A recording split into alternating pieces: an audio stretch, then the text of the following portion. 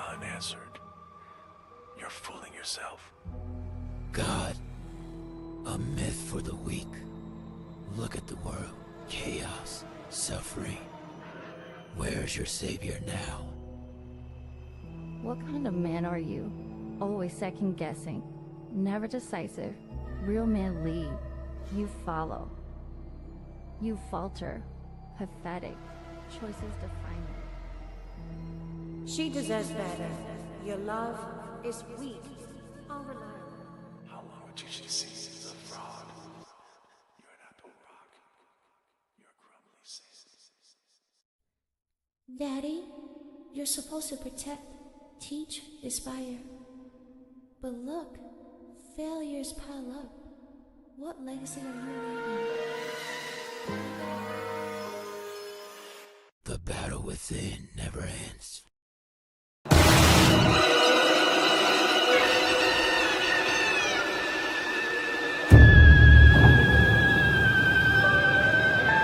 Fight me if you can.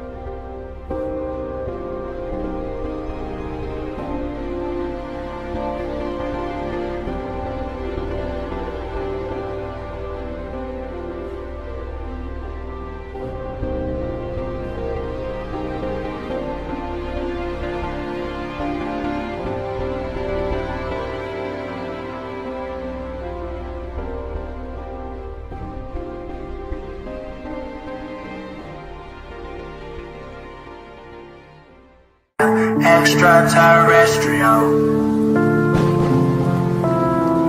like an extraterrestrial, extraterrestrial. Doctor?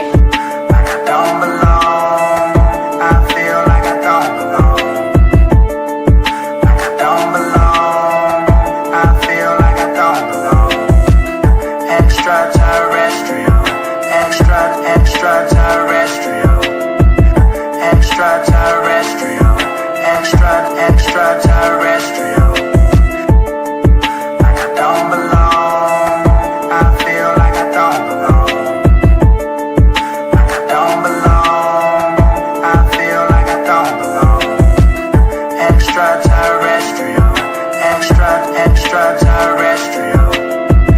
Extraterrestrial, extraterrestrial. Extraterrestrial, like an extraterrestrial, extraterrestrial. Like I don't belong, I feel like I don't belong.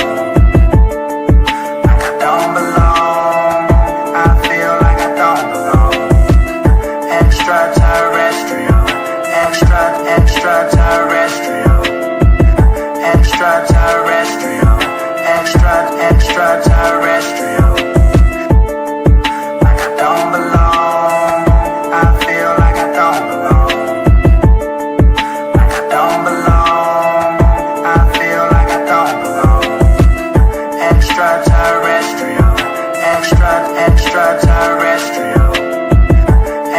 extraterrestrial, extraterrestrial, extraterrestrial, like an extraterrestrial, extraterrestrial. Doctor? Like I don't belong, I feel like I don't belong. Like I don't belong, I feel like I don't belong. Extraterrestrial, extraterrestrial, extraterrestrial, extraterrestrial. Like I don't belong, I feel like I don't belong. Like I don't belong, I feel like I don't belong. Extraterrestrial, extraterrestrial, extraterrestrial, extraterrestrial, extraterrestrial, like an extraterrestrial, extraterrestrial. Like I don't belong, I feel like I don't belong. Like I don't belong, I feel like I don't belong. Extraterrestrial, extraterrestrial, extraterrestrial.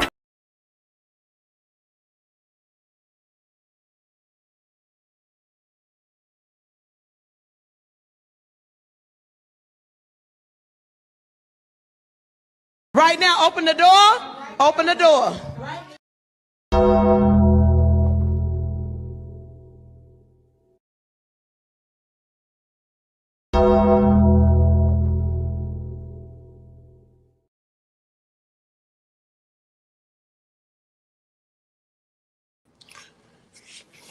Who I gotta get used to this. What's going on, y'all? Welcome to another edition of the BTSI show. Yo, it's Chris Bridge. I think you guys are tuning in.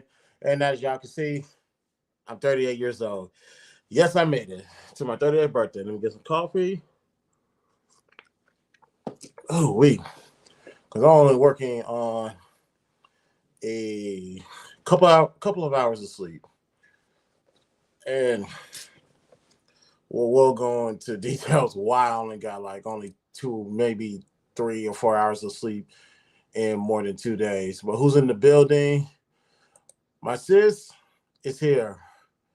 Thank you, thank you, thank you. My bro here is too. What else? Thank you, thank you, thank you. Ski Max is in the building. P, trust me, I'm good. I'm good. I'm a thespian. So I do. And shout out to Witch Doctor for the music. I'm going to be getting more music from him later on down the road as soon as I find a creative idea of how I want to tackle the next spot that I am going to be exploring. Hold on, let me get. Do I want to get the YouTube link right? No, I better just get the Cash App link ready for Clubhouse. Let's see, get this.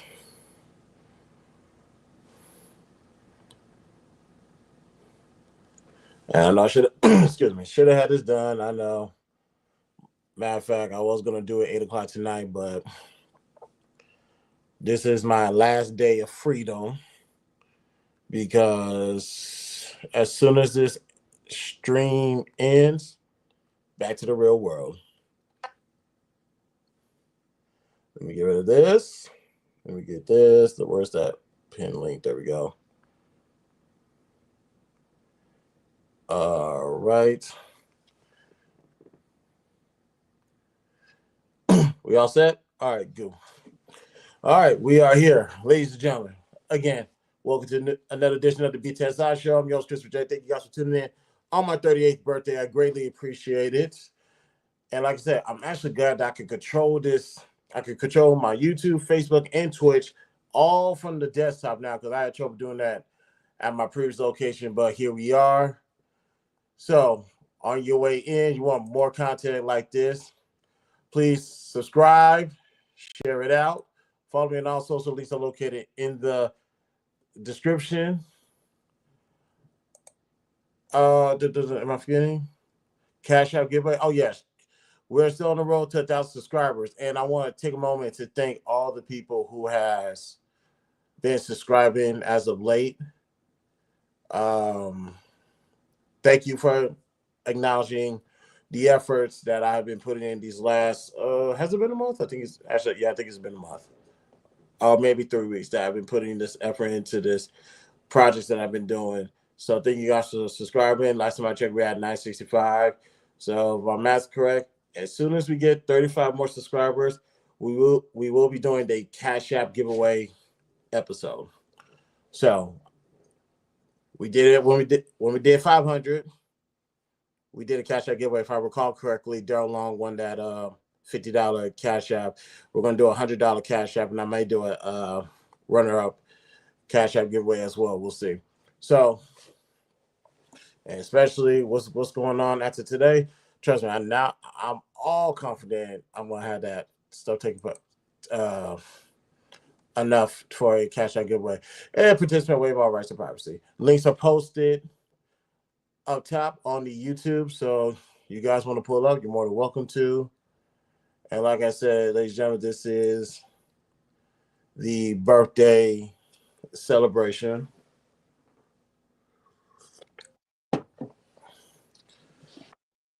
And speaking of which, here's my brother, One Happy Wednesday, Sally Building. What's good, man?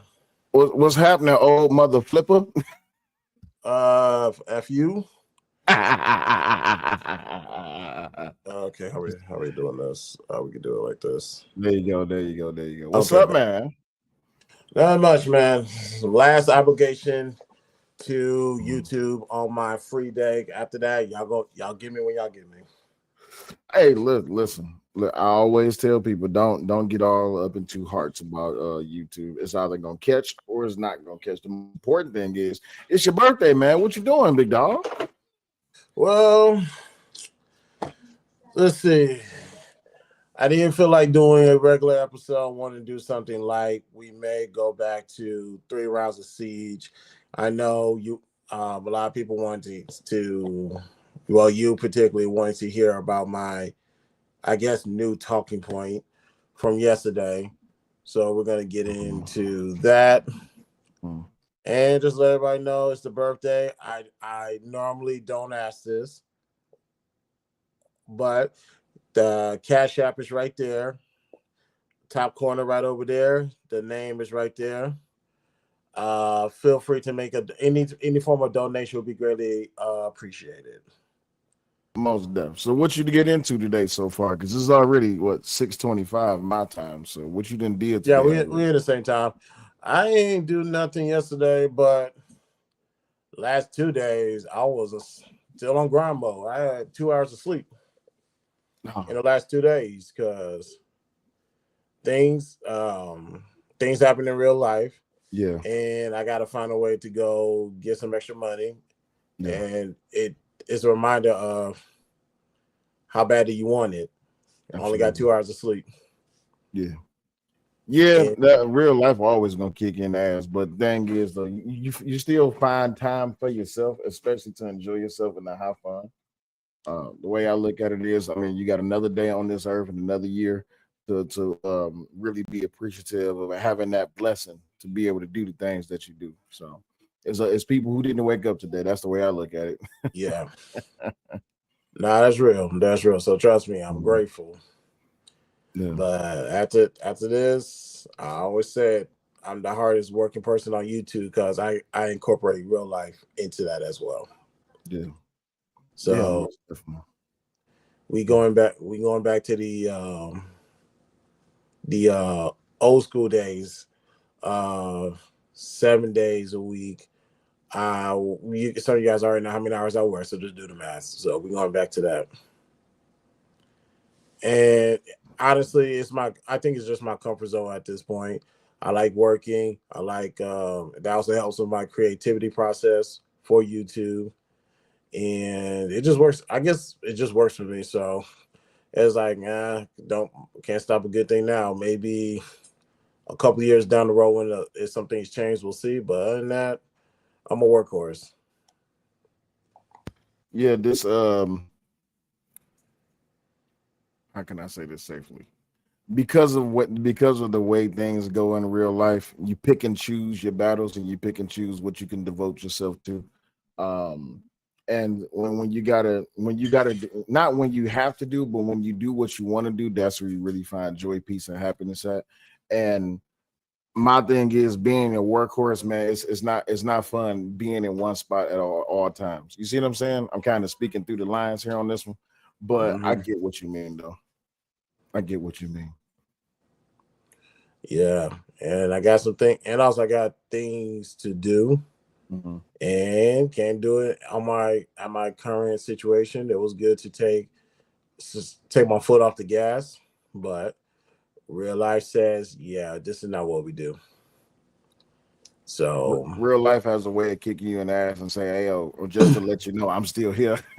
oh yes, Real life be like, "Oh, okay, I'm glad you tried to take that break, but guess what? I'm still here." So you oh still got yeah. to deal with me. You still got to deal with me. Other than that, I did want to come up and holler at you though. So this talking point.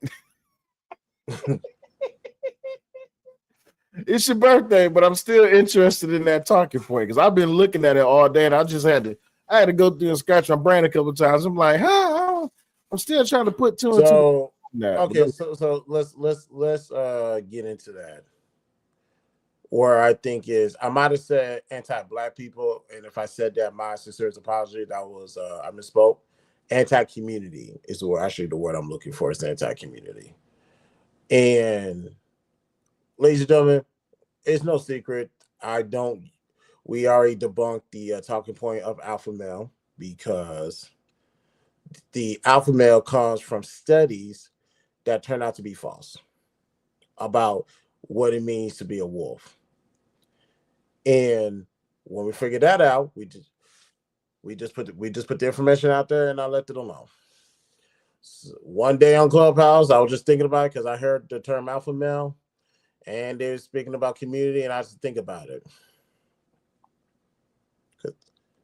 because the wildlife preserver is the wolves. There is a community. Don't get it twisted. That is a community. Keywords a community, not the community, but a community. That's where the alpha wolf came from because there was a one leader when you're in a confined space, a controlled environment, to say the least, which is ultimately the zoo. So this is where the leader comes from, and that's ultimately uh, where the word alpha male derives. And we can talk about later why the humans like comparing themselves to animals, and not that big of a deal, but we can talk about that later. So, when L. David Meck, the author of The Wolf, actually went to the wildlife and realized there is no such thing as an alpha wolf, his studies were wrong because everybody moved as one. It's one community. Everybody knows the assignment. Everybody needs to move in this direction. No need for a leader. No need for someone has to be the star of the other community. We already know our assignments. We just go do it. That's the epitome of a community. So that's the community. In the controlled environment, that's a community. When you get to the real world, real actual life, nature, that's the community because everybody knows what do black people always tell each other? Stay on code. 10 toes down at all times. 10 toes Blackity down. black. Yeah. Yes. In the nature, the wolves already do that. That's why they don't need an alpha male. They don't need an alpha wolf because we already know what to do. We don't need you. You do your job, I do my job. Everybody eats and everybody sleeps at the end of the night. When you're in the zoo, the wildlife reserve, controlled environment, there has to be somebody says this is where a leader is born from a controlled environment. somebody is pulling the strings. This is where when you get to the conversation about free will, if free will exists or not, free will exists in the wildlife, where in the zoo there is no free will because something's already in control of it, of your decisions, of your outcomes. If I had to choose, as Black people, we should be in a wild versus in the zoo. So this is why the term since alpha wolf bred the term alpha male, I will have to say that's anti-community because look at all the strings that's attached to it. Whereas in the wildlife, that's obsolete. That's not necessary. Here's the things that here's all the codes of the community. Which reminds me, I need to send you a list of those codes, by the way, because we'll talk about that later. Here's the codes that Black people should live by. Play your position. Trust that everybody else plays their position. Everybody's gonna do their thing. 7. Thank you. I appreciate you. Thank you, sweetheart. So shout out to 7. What up, sis? So with that, that's why I say alpha male might be anti-community because that's not the real community for Black people. Gotcha. I got a few questions. So sure. In the wild, we talking about nature, right? Mm-hmm. And how things in the wild have free will. Here's where the testament comes into play. Mm-hmm. Is living in the wild about free will or is it about survivability? Because survivability does not outshine nature or lifestyle. Survivability is all about surviving. In the human world, we're not out here mating to survive. We're mating to reproduce to keep the bloodline going along. In the wild, they're mating, one, because that's just what they do, but more so ever, they're doing it as a release to get away from what it is that they do on an everyday basis, which is hunt and gather. We don't hunt and gather on a daily basis. We go to work.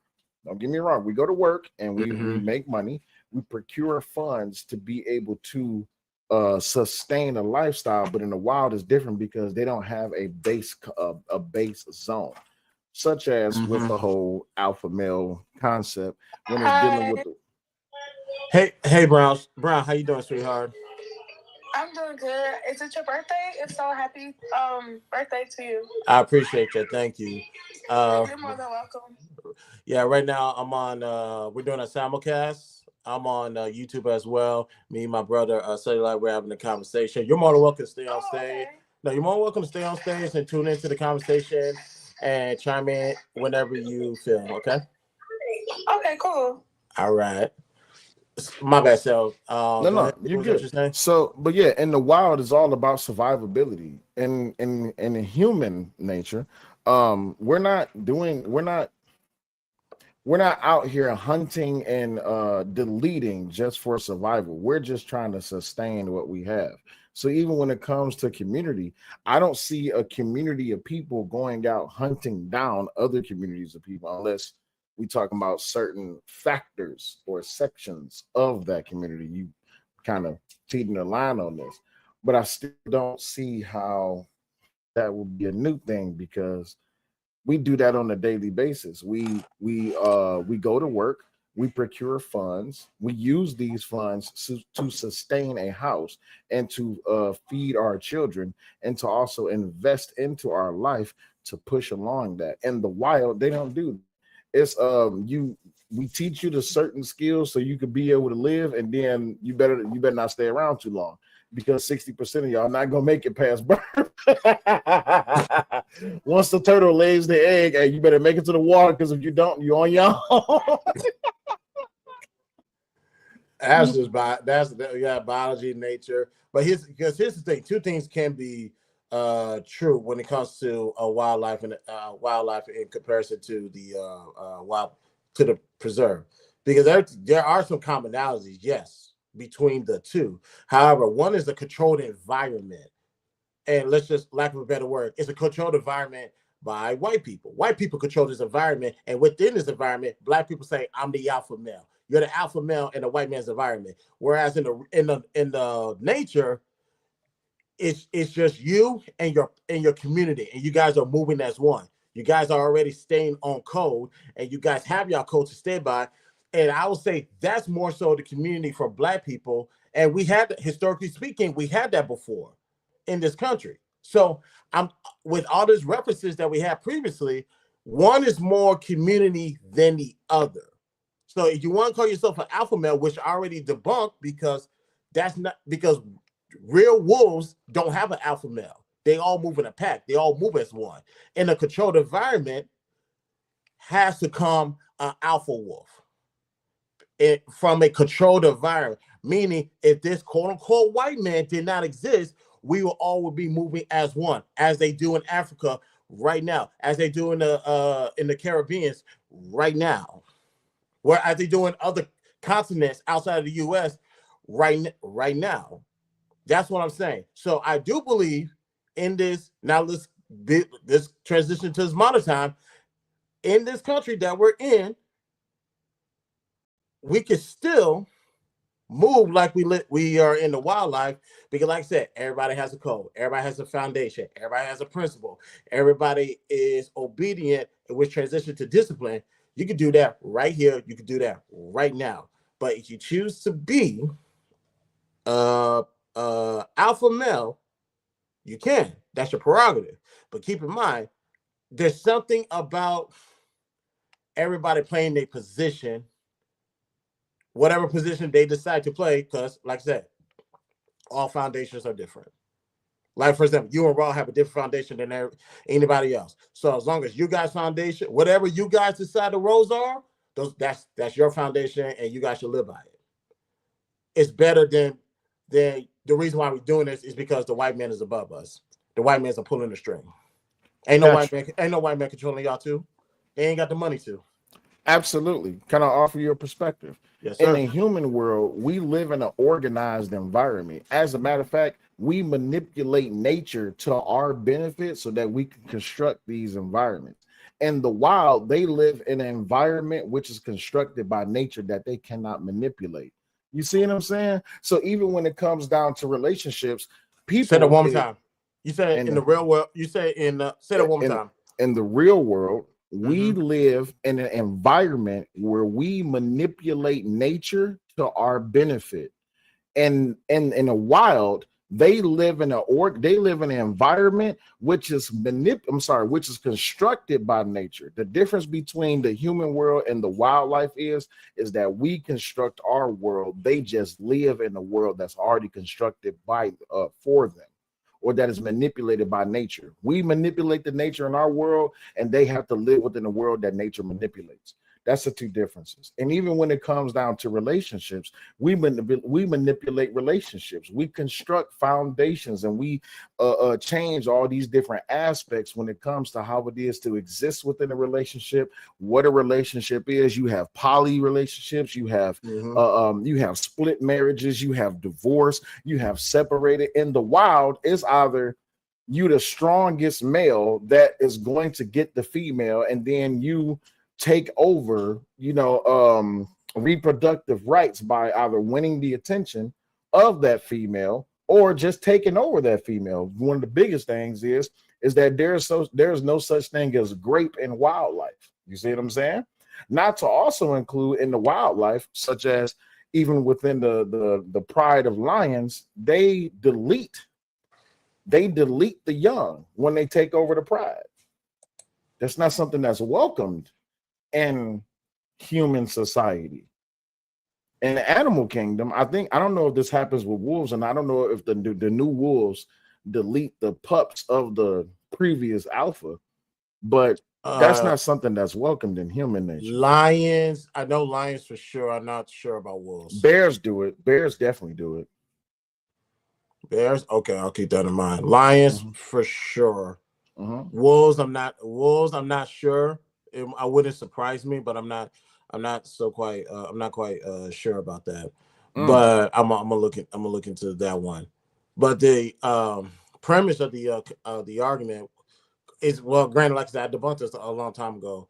There's no such thing as a alpha male, because it's predicated from the research of an alpha wolf in a controlled environment. And the assumption is that's how all wolves move. But you only knew about that because you researched it in the zoo. Then you have to go into the real world, the wildlife, where you have everybody at its natural core, and everybody moves as one. Absolutely. But you know what? And this is something that I was thinking on long and hard last night. Actually, it's been something I've been thinking on long and hard for quite some time. I'm going to be using a few terms here, so if I need to stop, then just let me know. But you know, I don't care about that. Go ahead. All right, so we all know what an alpha is. We even understand what a beta is. We understand what a sigma is. What I've never heard no one talk about in this whole relationship, gender war aspect conversation that's been going on for forever, no one has ever talked about an apex or an apex predator. You see what I'm saying? When it comes to an apex, for some of y'all that may be hearing this, an apex will be Godzilla. A fellow apex will be King Kong, but also another fellow apex will be Mothra. Even when you talk about in the real world, outside of fiction, an apex predator would be a grizzly bear or a brown bear or a polar bear. They literally will hunt down anything, and they have very few challengers other than their own species. In the human world, we have too many people who pose as apex gurus of relationship conversations, but they haven't generated anything that is apexually consistent with their talking points. Because when it comes down to an apex, their word is law, whether they're right or wrong. Too many times within a relationship conversation, everyone wants to be right because they can never be wrong. That is the biggest problem. See, but the thing with the apex, you have to, there's nothing you can present to an apex that's going to say you're wrong or there's some flaws in how you're moving. No, I'm an apex. There is nothing wrong. Unless there's something above an apex, I would like to know. But if you are the apex, you are lack of a better term, alpha and omega. I can't do no wrong. There is no wrong because I'm not only the strongest, I'm also the smartest. And I've already planned this out ahead of time. So I'm always right in every single thing I do. So I can be the apex.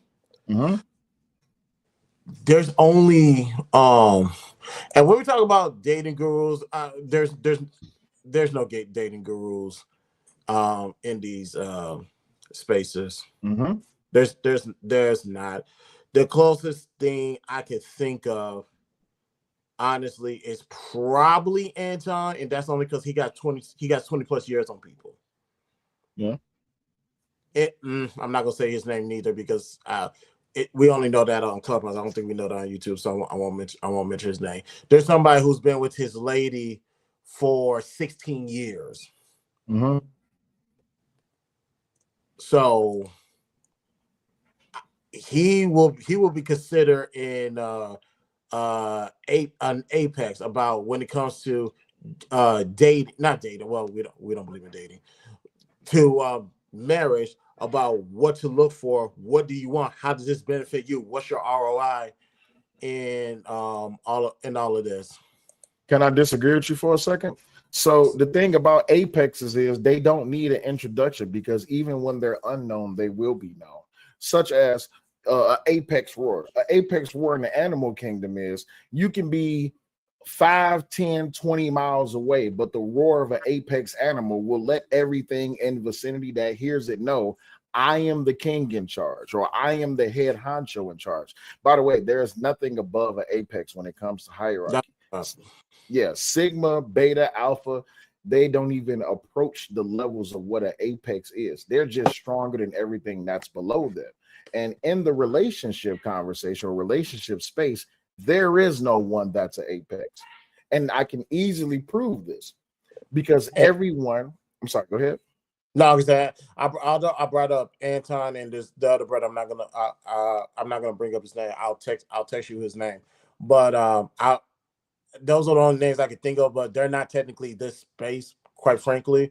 So I would say there is no apex predator in these spaces at all. There can never be an apex. There can never be an apex person when it comes to human behavior or relationships other than God. That's it. Of And course. since a lot of people either denounce or they weaponize, misunderstand, and misuse God's words, then no one will ever be able to reach that. Everyone in that particular form, whether it's the community or some of the culture or some of the country, everyone will always be challenging everyone. That's why there will always be more alphas that exist that will never be identified as an alpha than they can even try to even claim. Everyone always, I'm the top dog. I know what it means to be in a relationship. Don't go after this woman. Don't go after this man. Whether you sisterhood, brotherhood, manosphere, divester, whatever. No one is truly at that level because the majority of people who are married or who are in happy relationships, they don't have time for individualistic single people conversations. Go ahead. Oh no, I text you the name of the person. I'm the only reason My I'm phone saying dead, that. big homie. I would have sent you that I would have sent you that cash up already. My phone did. I get to it. Jesus. Not is that wild. But no, I text the person name because I don't know if he said it on YouTube. We found out through Clubhouse, but I didn't want to say, I didn't want to put no one's business out there on YouTube. But yeah, I agree with that. As far as the apex, I have no problem saying God the Father, the Son, the Holy Spirit is the apex predator. I have zero problem giving that title. Now, as far as this, like the alpha male comparison, just on what people excuse me, what people believe, what their definition of an alpha male is, they already don't live up to those standards already. They already don't. Then on top of that, we don't even want to get, like I said, you introduced the idea of apex predator, which is actually leads me to wonder, as braggadocious people is in the space, I'm surprised they didn't come up with apex predator. But then again, they will be leaving themselves open for a body shot because you might be highlighting the apex, but what about you? What about your movements can be seen as predatory? Because I'm the one that said, because, well, here's another talking point. It's having leverage predatory. I had that conversation a couple of weeks ago. It's having leverage in a relationship predatory because you like, for a man, you have all of this. She can't tell you nothing. She can't say nothing. You can literally do whatever. Like I said, this young lady, this is her story to tell. I'm not saying her name. She got involved with this one guy. They decided to move in. They decided to move in together. She started to sell all her stuff, move her and her kid in. He was, of course, creeping around and just trying to leave. He was like, "You can't leave. You sold your place. Now you're stuck here. Now you got nowhere to go. So now you're relying on me." Thankfully, this woman got her own money, own job, so she was able to get out of there. But the idea of using leverage beating leverage over these women's head. I'm using that example because of the space that we're in.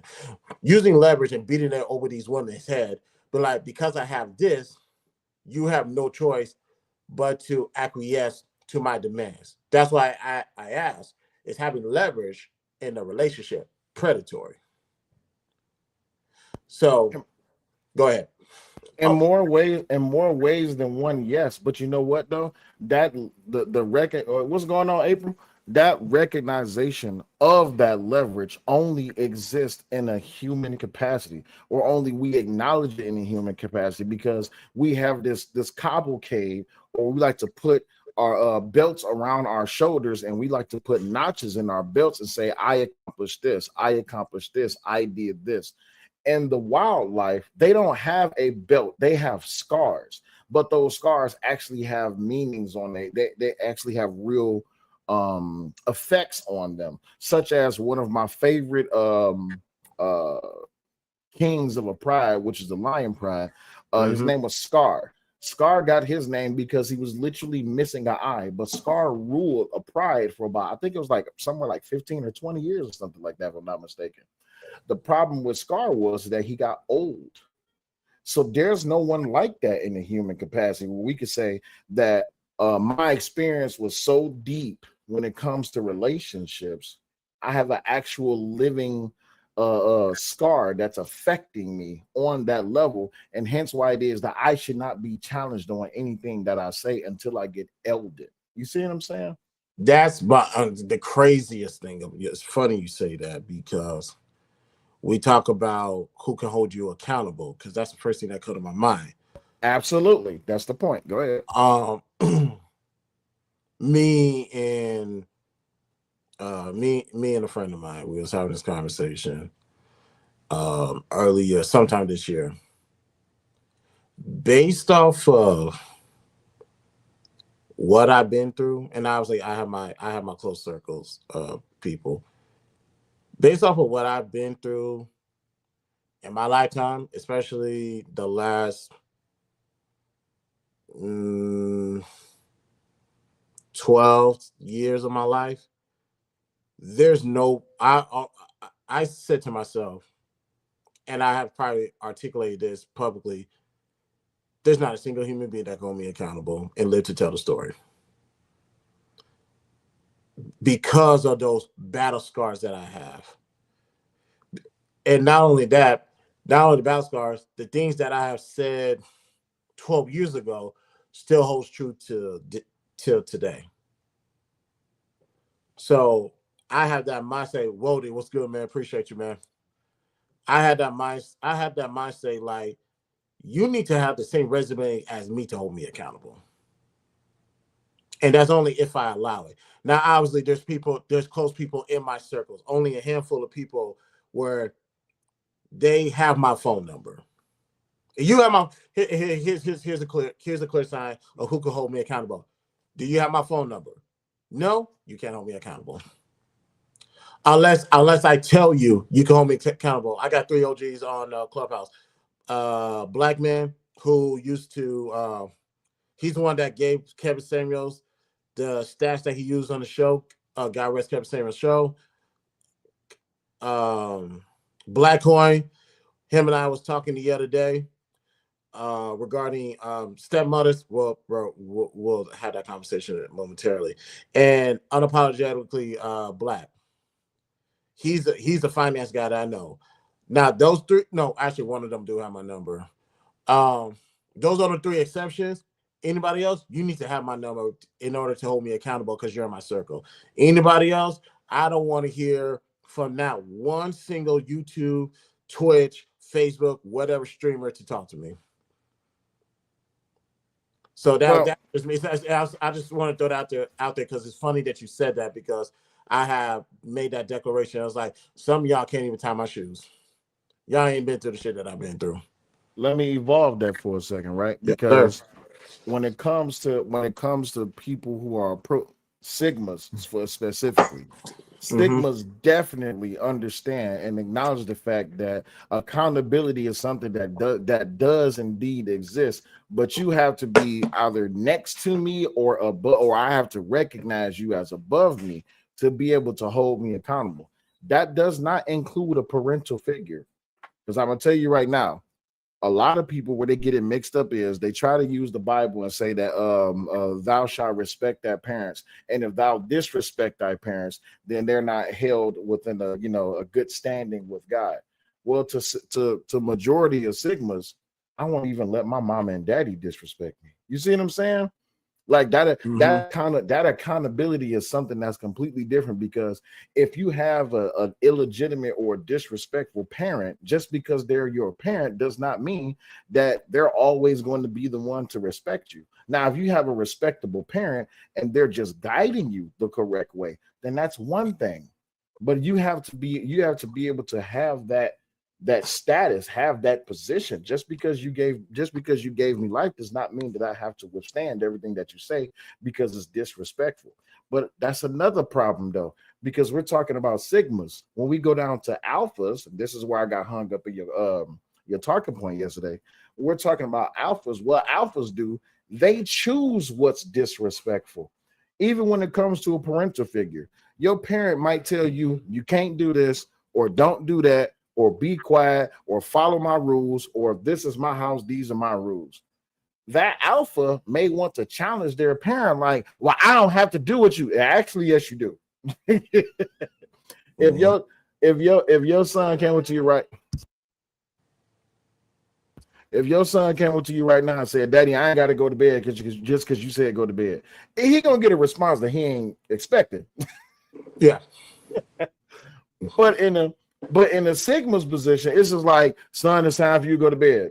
Oh, I'm gonna go get in the bed, but I ain't going to sleep. But I don't have to tell you that. I'm gonna just do what I want to do. As long as you're doing what you're told, the parent doesn't care. Now, let's evolve that into the relationship aspect.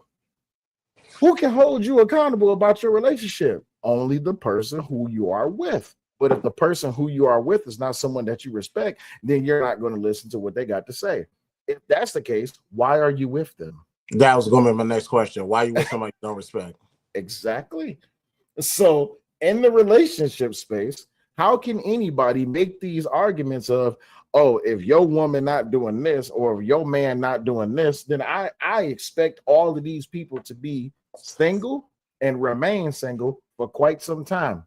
It's funny, they lose all of these alpha talking points once they get into a relationship, because now they recognize that the things that they say, they can be held accountable for outside of their relationship, because people are going to be have that perspective with them.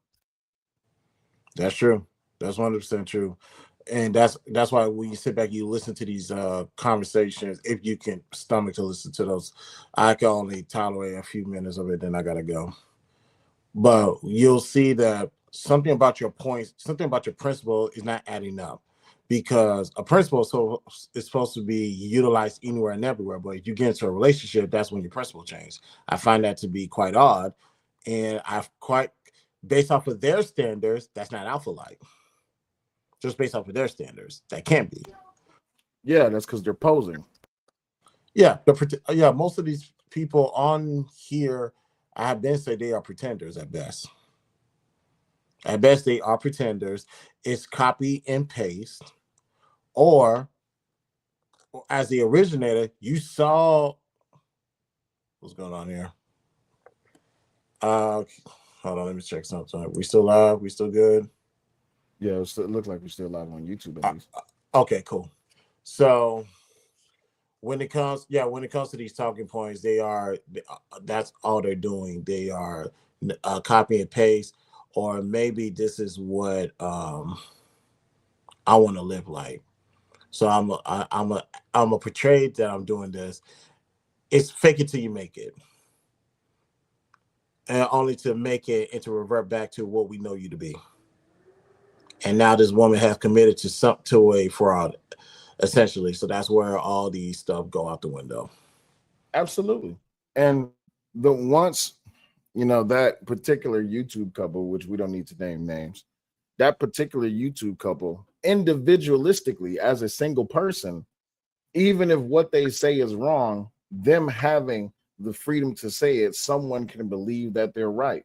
But once they get into that relationship, those talking points go out the window. You can't be a married man preaching about outside relationships. You can't be a married woman preaching about outside relationships. That goes against the edict of what it is that you're talking about. Prescriptively, this would be the wrong prognosis that you would give someone who is seeking whether or not if a marriage or a relationship is even beneficial to them, because you're going against your own perspective. How can you be married and say, man, it's better to be single? Well, why ain't you single? You see what I'm saying? Yeah, like what's stopping you from, if you just came to that realization and clearly your foundation has changed, so why are you not abiding by the new foundation and leaving your marriage? Absolutely. Now we go back to that old school song, practice what you preach. How can I listen to you if you're not doing the thing that you sit up here telling me to do? You see what I'm saying? Like, I think even when it came down to it, and I might be out of turn for speaking this, but this is just something I picked up on. This is my perspective. How can I be mad, or not how can I be mad, but how can I have agreements with the things that Kevin was saying with the way of how he passed or how he lived his life? I can't agree with that. Not as a person who's in a relationship. Now, when I was a single man, oh yeah, I understand Kevin. But as a man in a marriage, nah, I can't. I don't agree with that. And in those instances, when people is on that type of time, I just don't listen. I just don't listen because that's not the type of content that's geared towards what it is that I'm trying to elevate. Right. And I don't have a problem with that. See, I'm more so. Do you have the right answers? Because I don't have time to look to see if you believe in the things you say. Because if it makes sense, if it adds value, if it helps teach you how to go, that's all. That's ultimately what I'm looking for. Now, in the case of Kevin, how he went out and what he was preaching. That's like I said, that's a fair statement, and I can't fault anybody for feeling that way. Like you can't be talking about marriage, but you're living a single life. I mean, I get it. And like I said, that's fair to some people to say. I looked at it as you have the answers, the right answers. The only reason why I know it's right is because married people have said this is correct. So you can make the argument that although he was accurate, there should have been a better spokesperson instead. And that's a fair statement. I can't take that. I can't take that from anybody. Maybe Kevin Samuels shouldn't have been the spokesperson pertaining to marriage, but I would say who then? Obviously, the one thing that he did do is when it came to coaching, when it came to that marriage part, he passed it. He passed those students on to another coach that actually does that marriage stuff. Absolutely. So at least he knew his limitations. I'll give him that. Kevin knew his limitation. Like I'm gonna send you the answer over there. He knows he can get you with that. I'm glad that you brought up that word limitations. This is something I stumbled upon a long time ago. I said the most dangerous man in the world is a man who does not know his limitations. And the most dangerous person to that person who does not know their limitations is the person who's trying to establish limitations on them. In other words, Christopher J, as a man, you can only do this. In other words, accountability. You're not supposed to do this. In other words, accountability. But here's the problem. I'm dangerous to you because I'm trying to tell you what to do and how to live your life. But you're dangerous apexually because who are you to tell me what I can and cannot do? Talking point wise, if I don't want to name no content creators, I'll just put this in a private chat for you so you can catch on to what I'm talking about. All right, cool. All right, so the first name that's in that private chat, that's the person who's trying to put limitations on the talking point. The second person in that chat is the second person that I mentioned in that is the person who's saying, who are you to try to put limitations on me? And when you think about the message that these two people speak, it is a clear distinction as to who it is that's trying to challenge what someone else has and who does not care about that challenge. I think that's the biggest problem that we have in this whole, not just this space, but this whole conversation about relationships, because everyone's trying to challenge the standard, but they're not producing any exceptions. Challenge the standards, but not produce any exceptions. Mm-hmm. Okay, I don't have no problem. With that. And granted, with not producing the exception, you don't want to always look to the exceptions of the rules of those type of people. We understand they do exist, but we understand they don't exist in the masses. Absolutely. Like for example, when it comes to relationship, as far as that age gap conversation goes, I guess the best practice. My previous practice was my mom and dad is 9 years apart, so that's about as good as it gets regarding me talking to somebody. Whereas somebody came up with the better idea: get your age divided by 2, and that's 7, and that will be your gap. So for me, based off of that, I'm 38 today. Based off of that math, the lowest I will talk to anybody is 26. 26, 27, 28, 29. Obviously, those are the exceptions of the rules. I need mine to be 30 and up for a lot of reasons. But I know that those, so what's that mean? 25 and younger, those chicks are underage to me. Yes, 25 and under is underage. That's an automatic hell no. I'll pass you on to my homies. That sounded crazy. Sorry, ladies. But between the ages of 26 and truth. Hey, yeah, I know some young homies that will be great men for you. Just not me. I'm too old for you. I got salt and pepper. Got salt and pepper. Not doing that. But by that metric, obviously between the ages of 26 and 29 will be the exception to the rules. However, am I going out this front door looking, hypothetically speaking, am I going out this front door looking for a 26 to 29-year-old or anybody in their 20s? No. Because I will be like, where was I at to run into them at my 38 old age? Like, I had to be somewhere I probably didn't need to be at, looking for diamonds in the rough. And that people are always looking for the exception because they believe there's exception. No. And it's like, nah, I'm a regular guy. I know my limitations. 30 and up is my goal. 30 and up. That's because people aren't comfortable with the standard, right? The standard is that it's an acceptable notion of what the age gap is, even if it's by that whole 7 years thing, right? But then you look at principalities, you look at countries, you look at counties, you look at states and cities and all this, that, and the other. It's an understood, unsaid or a non-spoken word basis of what it is that's acceptable culturally, as far as when it comes to the age gap thing. This is why the age gap conversation or the age gap talking point will not, does not, and will never not ever work for everybody, because culturally it doesn't make sense. For someone over in Japan, that age gap conversation don't mean nothing to someone that's in Texas. It's two different places, two different cultures. You see what I'm saying? It works for America. It might work in the UK. It might work in certain cultures, but there is no grand talking point about age that everyone will follow, because if that standard is there, that first name that I gave you, then the exception is going to be, well, I don't want to exist within that standard, the second name I gave you. And that is where the two will always butt heads. Right there, always gonna butt head. And also, there is no, I had this conversation on IG because when I wish I could pull up a link right now, but I should have had that video ready, but it's all good.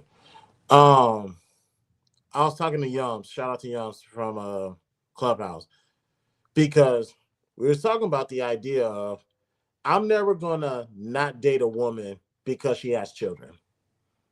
I'm never going to say I'm never going to get with somebody because she has children. I'm never going to say that, because you don't know what she has to offer that can offset the idea of having children. And the reason why I bring this up, because somebody in the comments asked me, what offsets can a woman bring that will justify you being with somebody and her little humans? And my response is, there is no one size fits all answer.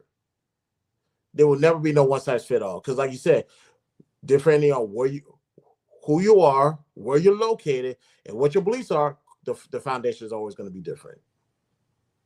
It's always going to be different.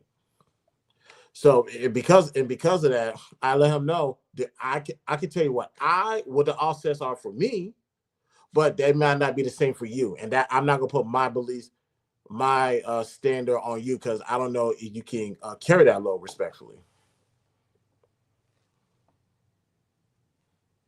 You're on mute. Dude, I can't hear you. When people are asking questions like that, I'll boil it down to this. Either you're looking for confirmation bias, or you're trying to validate a feeling or a perspective that you already have. If you want to date someone with children, do so. If you don't want to date someone with no children, then do so.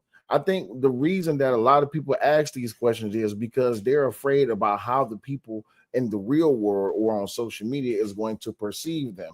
Because we all know that when it comes to this whole stepdad, stepmom understanding within the culture, is that you're a fool because it's a lose-lose situation.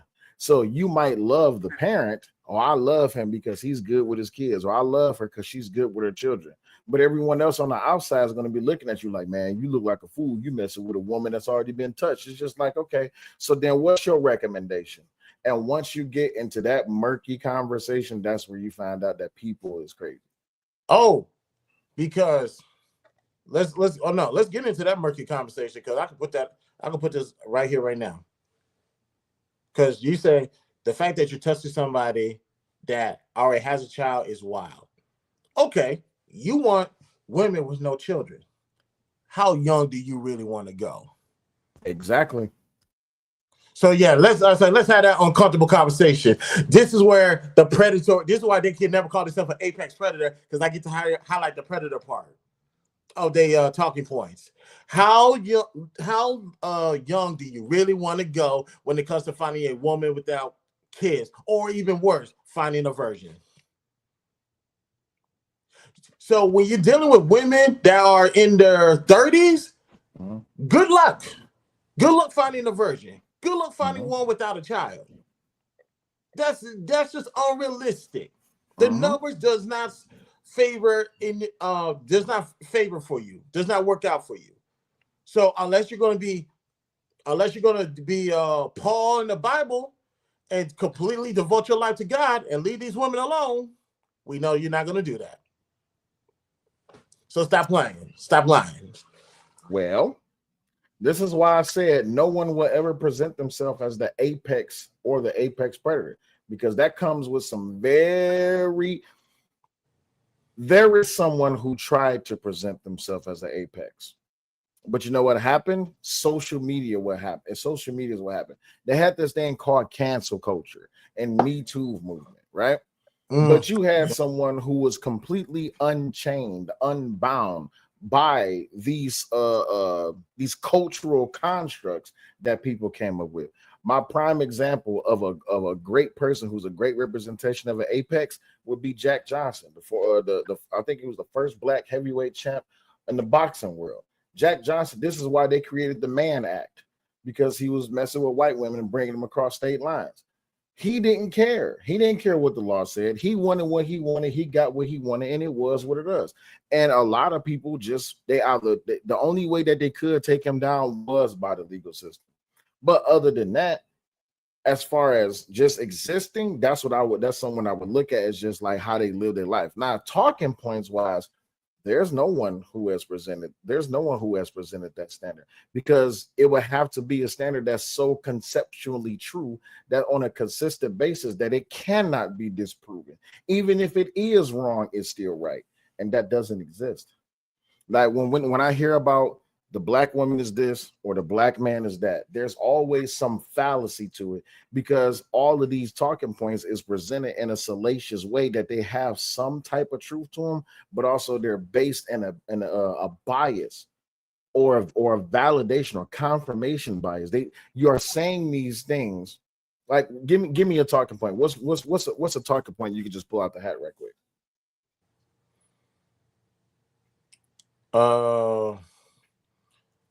Man are leaders, man protect, man provide, man pay all the bills, blah blah blah. That's but not all men. You see what I'm saying?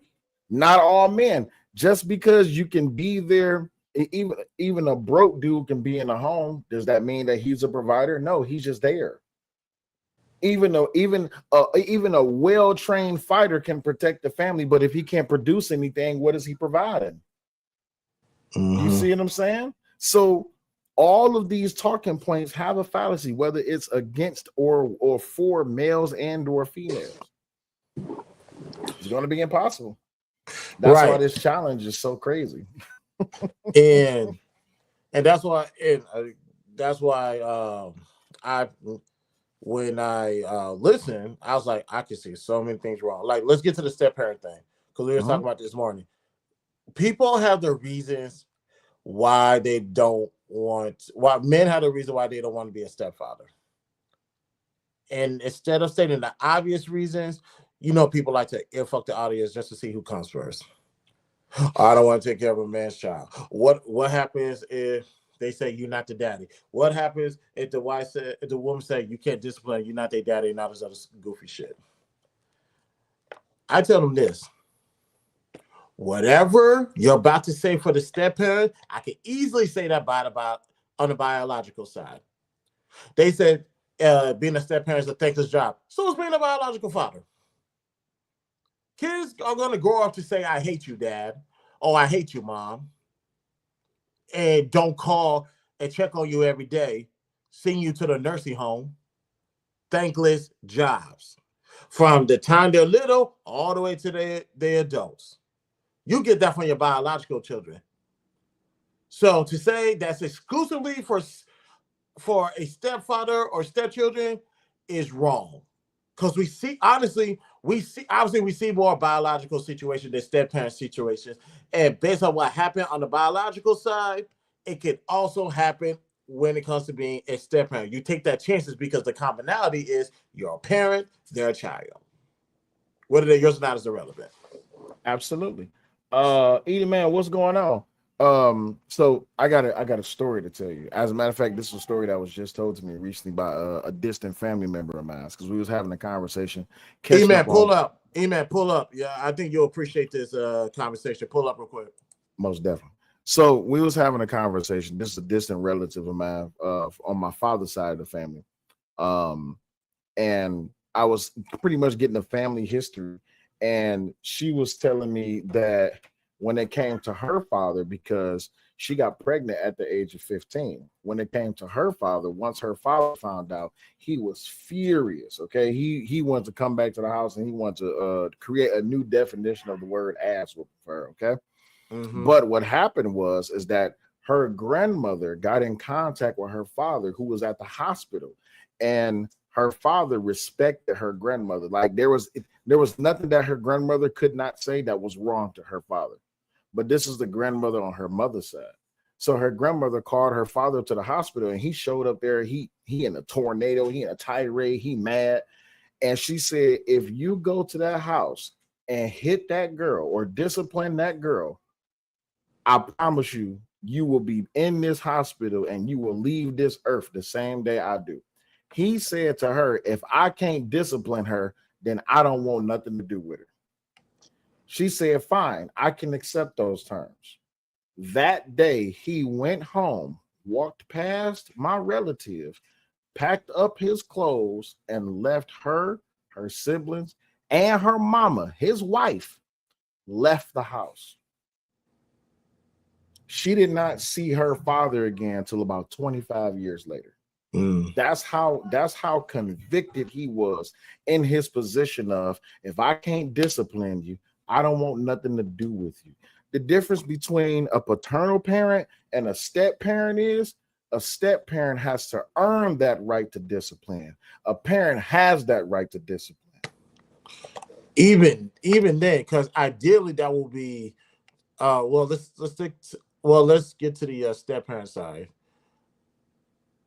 In a way, that is true, but I can also say you might already had that right to do so, because here's my take.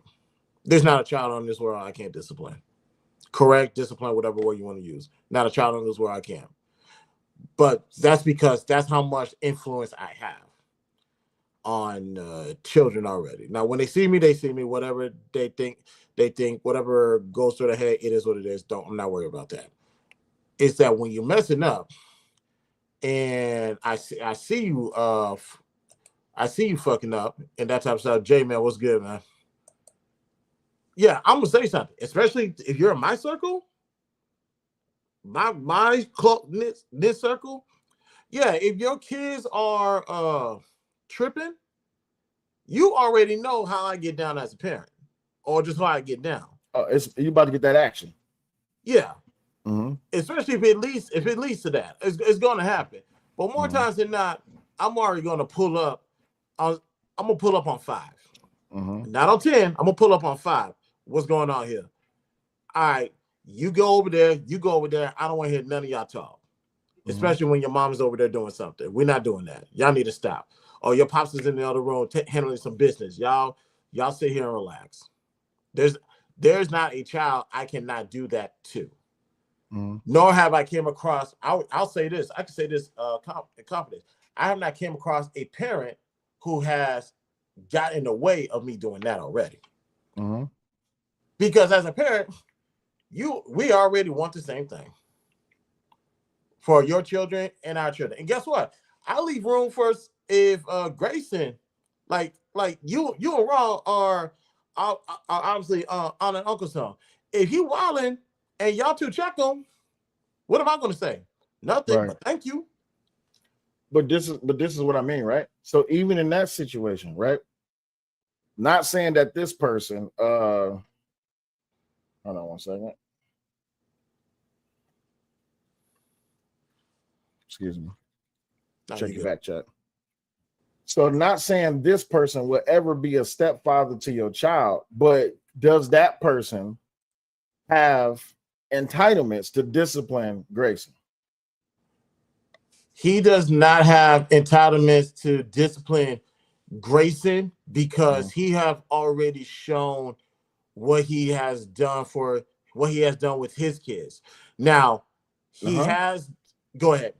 Discernment, character, and judgment. You see what I'm saying? So this is things that parents must take into account.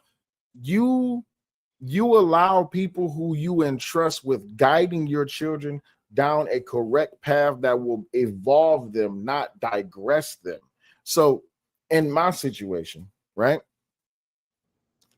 I have quite a few people who I've ran across of in my life.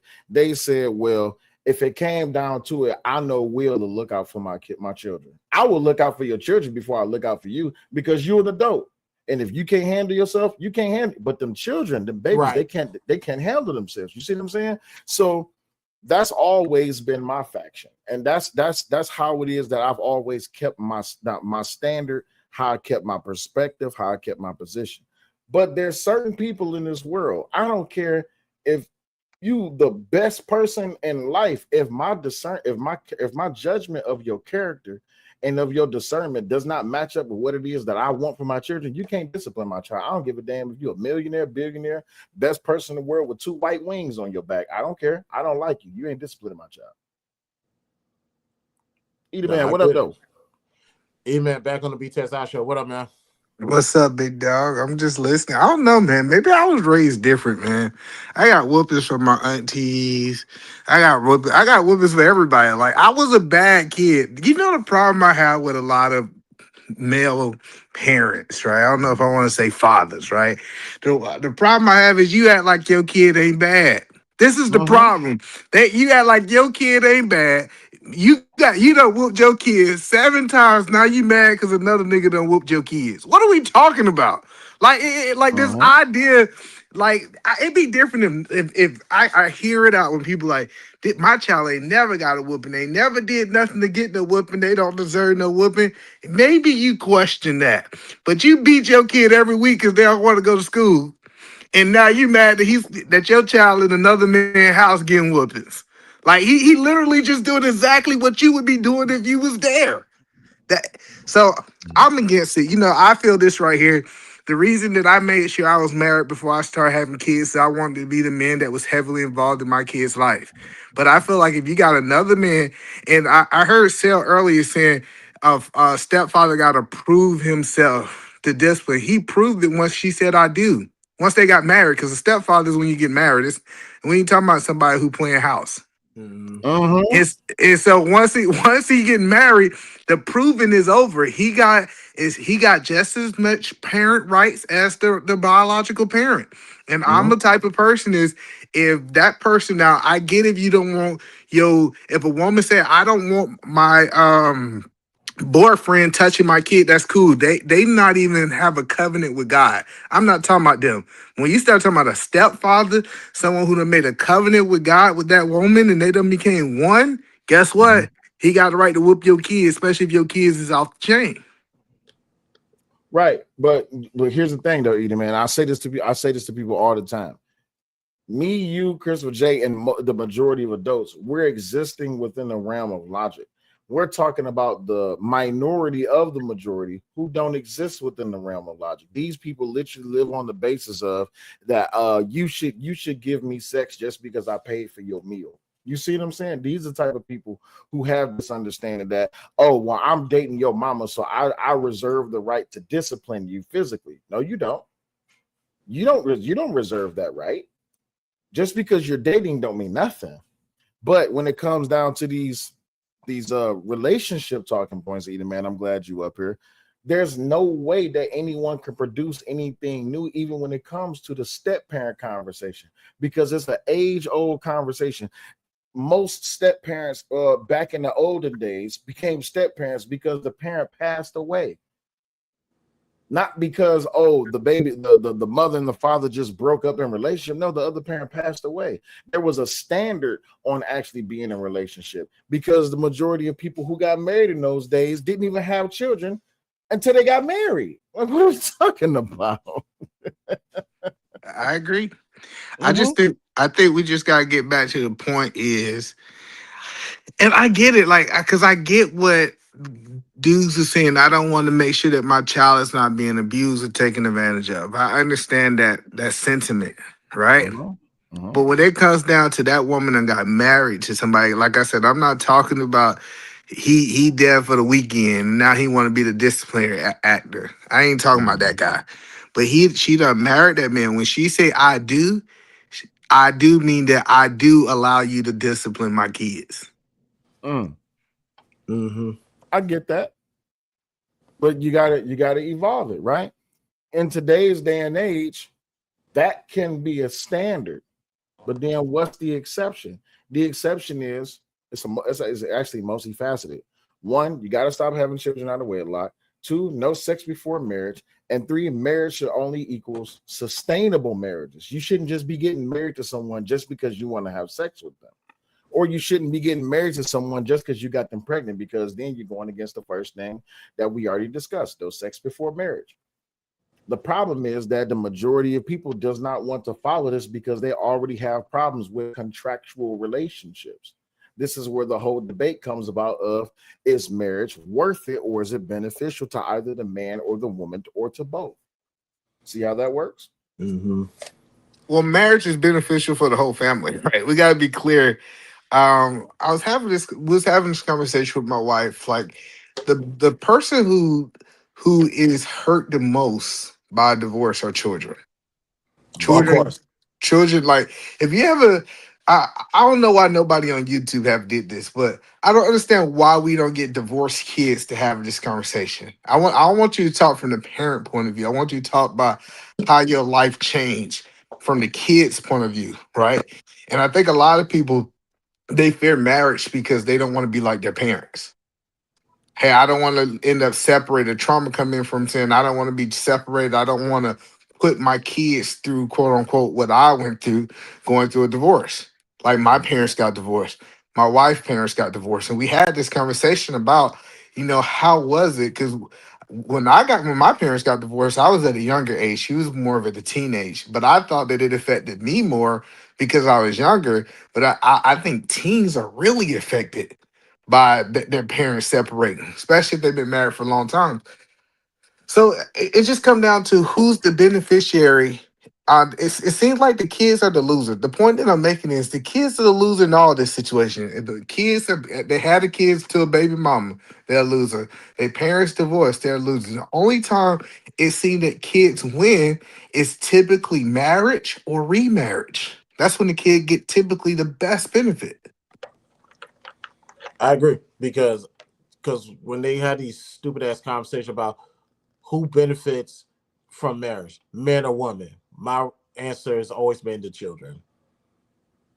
The children will always be the biggest benefits to marriage. Matter of fact, this is another conversation I'm gonna visit down the road about who comes first in a relationship. And a lot of people like to put kids first. I'm the type of person that believes if you want your kids to be first, put them second, because whoever's in first is doing all the work, while anybody after that is the beneficiary. That's why I think kids are the biggest benefits to marriage. So I So, say put so them who come first? Answer that question. Who do you I think come? outside of God, correct? Oh, God. So you think God come first, your spouse comes second, is what you're Can I saying? can I Right, can because I if I actually? put all right, I'm glad you said that, because if I put God first, my wife and my kids are the beneficiaries of me putting God Mm, first. So when it comes to the aspects of the marriage, if I put my human to be that, if I put my wife first, the children will get the benefits of that. So just like you put the side. Let me not go there. can I That ask the question this way? parlay. And this is a question that I asked somebody. I said you're hanging on to your spouse, regardless of whatever gender they are, and your children. You only got two hands, so you got one hand on your spouse, you got one hand on your children, and they're dangling off a cliff. The Who do right, you? yeah, the right answer, the Let right. both of them go. I just play. Damn. Gotta save yourself, shoot. You might got a bad back, bro. Still, you gotta let them both go, man. Shoot. I hate this guy. Hey, hey, I got a bad back. I'm sorry, Daddy. Love you.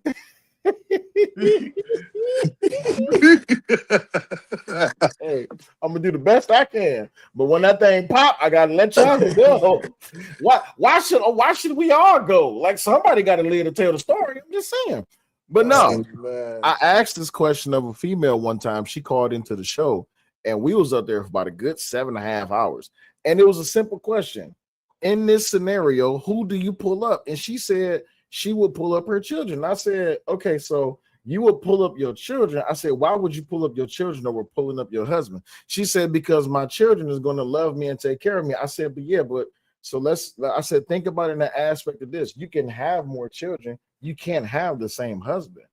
And she was like, well, that's perfectly fine. I was like, Well, amazing. that's crazy though. Hold on, no, listen, slow down, Sil. Go You ahead. said that her kids are going to love her and take care of her, and her husband already love her and take care of her. And That's the her point. children haven't even proved that they're willing to do that. Thank you. That's the point. Yeah, because you're going based off an assumption now. Ain't no Assumption versus guarantee. reality. Like those elderly in the nursing homes. Yeah, I don't. I'm just saying. I'm just saying. If Go that's where ahead. you want to end up, go right ahead. Or nobody coming to visit you at your old age when you're at your house by yourself. Bro, I'm when just you land, saying. when you sitting up in the elderly home, looking out the window that you've been looking out of for the past, I don't know what, 6, 7, 8 months, and every holiday, everybody else's parent or everybody else's kids and family members come to visit them, you just staring out the window, pressing on that one key on the piano, ding, ding, and ain't nobody coming to visit you. These people, this is the way they think, and this is when I hear people say this. Oh, I'm choosing my kids. Okay, you're right. I didn't have a chance to talk to a lot of empty nesters, right? Mm-hmm. They year, like usually when a child turn 18, 19, really 21 is what we see empty nesters around this time, right? After they might have went to college and they go off into their life. A lot of parents, what we don't talk about, are destruct. They don't even know who that other person is because they've been putting their kids first, right? See, Mm-hmm. I think we got to start having a mindset. Our kids are leaving what post me and my wife supposed to be until death do us part. So I need to put Absolutely. God first, just like Chris said. I put God Mm-hmm. first, and and we purposely tell our kids, "Hey, check this out. No, mom, your mama come first. Like when I come into the house, you know what I do? I kiss my wife before they get a kiss on the cheek, right? Because they Mm-hmm. need to know that it's an order to these things, right? So yeah, no, and then you're teaching your kids something. People don't understand, especially if you got little girls. You're teaching your daughter that when she get married, she should be put first. Mm-hmm. I don't think people understand what they're teaching their kids. Like if daddy always putting the kids first, then what does that make her when she become a wife? Second? Mm-hmm. So here's So what she did. Here's what she did. That same female, I asked that question. She said, okay, well, let's reverse the situation. Your wife is holding you and she's holding the kids. She said, what happens in that situation? What do y'all think my answer was? you kick the kids and say, baby, pull me up. That's what I thought you were gonna say. You kick Get those kids. You go to the other end. Hey, No, I let go. That's the right answer. no, I I let ain't letting go. go. No, I'm I letting ain't gonna go. let go. I If ain't letting if go. I ain't let if it if go. my wife is holding me and holding my children, I let go. I don't let go. Damn. So you would kick Unless the kids? we don't hang off cliffs without parachutes, so we all Shut jumping. Nigga, I was in the army shoot. We'll jump without parachute. What are we doing on this? I'd be like, what are we doing on this cliff, Lord? I spent too much time with you that I'm sitting on this cliff right now. How did we get here? Y'all No. got there because it was an act of nature, and y'all just happened to end up on the side of the cliff. And Oh your wife no. is holding you and holding your children. What happens in that situation, either man? I think I'm just gonna say, let us all go. Let's go. Damn. Let's go to heaven together. All But three your of us. Only wife in Let's still happy just your wife's family. still gonna be See, man. alive. jump, baby, jump too, baby. We all Jump. go to. She couldn't handle the weight, Lord. No, but the question that we asking is, we only could pull up one person. Who do I let go? I think I would make the bad decision. My bad decision would be I wouldn't let neither go unless I fail. Mhm. Sacrifice yourself to say no. I just wouldn't let neither go. Like, cause the act of letting somebody go mean that I have to make a conscious decision to let one die. And Mhm. that, as a man, I believe I will not make the conscious decision to let either go. Mhm. So I'm going to hold on until I'm done. Mm. Now, What? here's not this. This is where this conversation came about. I don't know if y'all remember this stupid ass question from years ago. If a woman is in the forest, who does she pick between the man and the bear? Y'all remember that stupid shit? Yep. And the women chose the bear, No, and they the didn't. only yes, they That did. was the social media. Listen, I'm telling you, they chose the man every time. How you No, think we populated this earth? They they kept chose the choosing the bear. man. They chose the bear. They said we would choose the bear because at least the bear won't physically assault us sexually.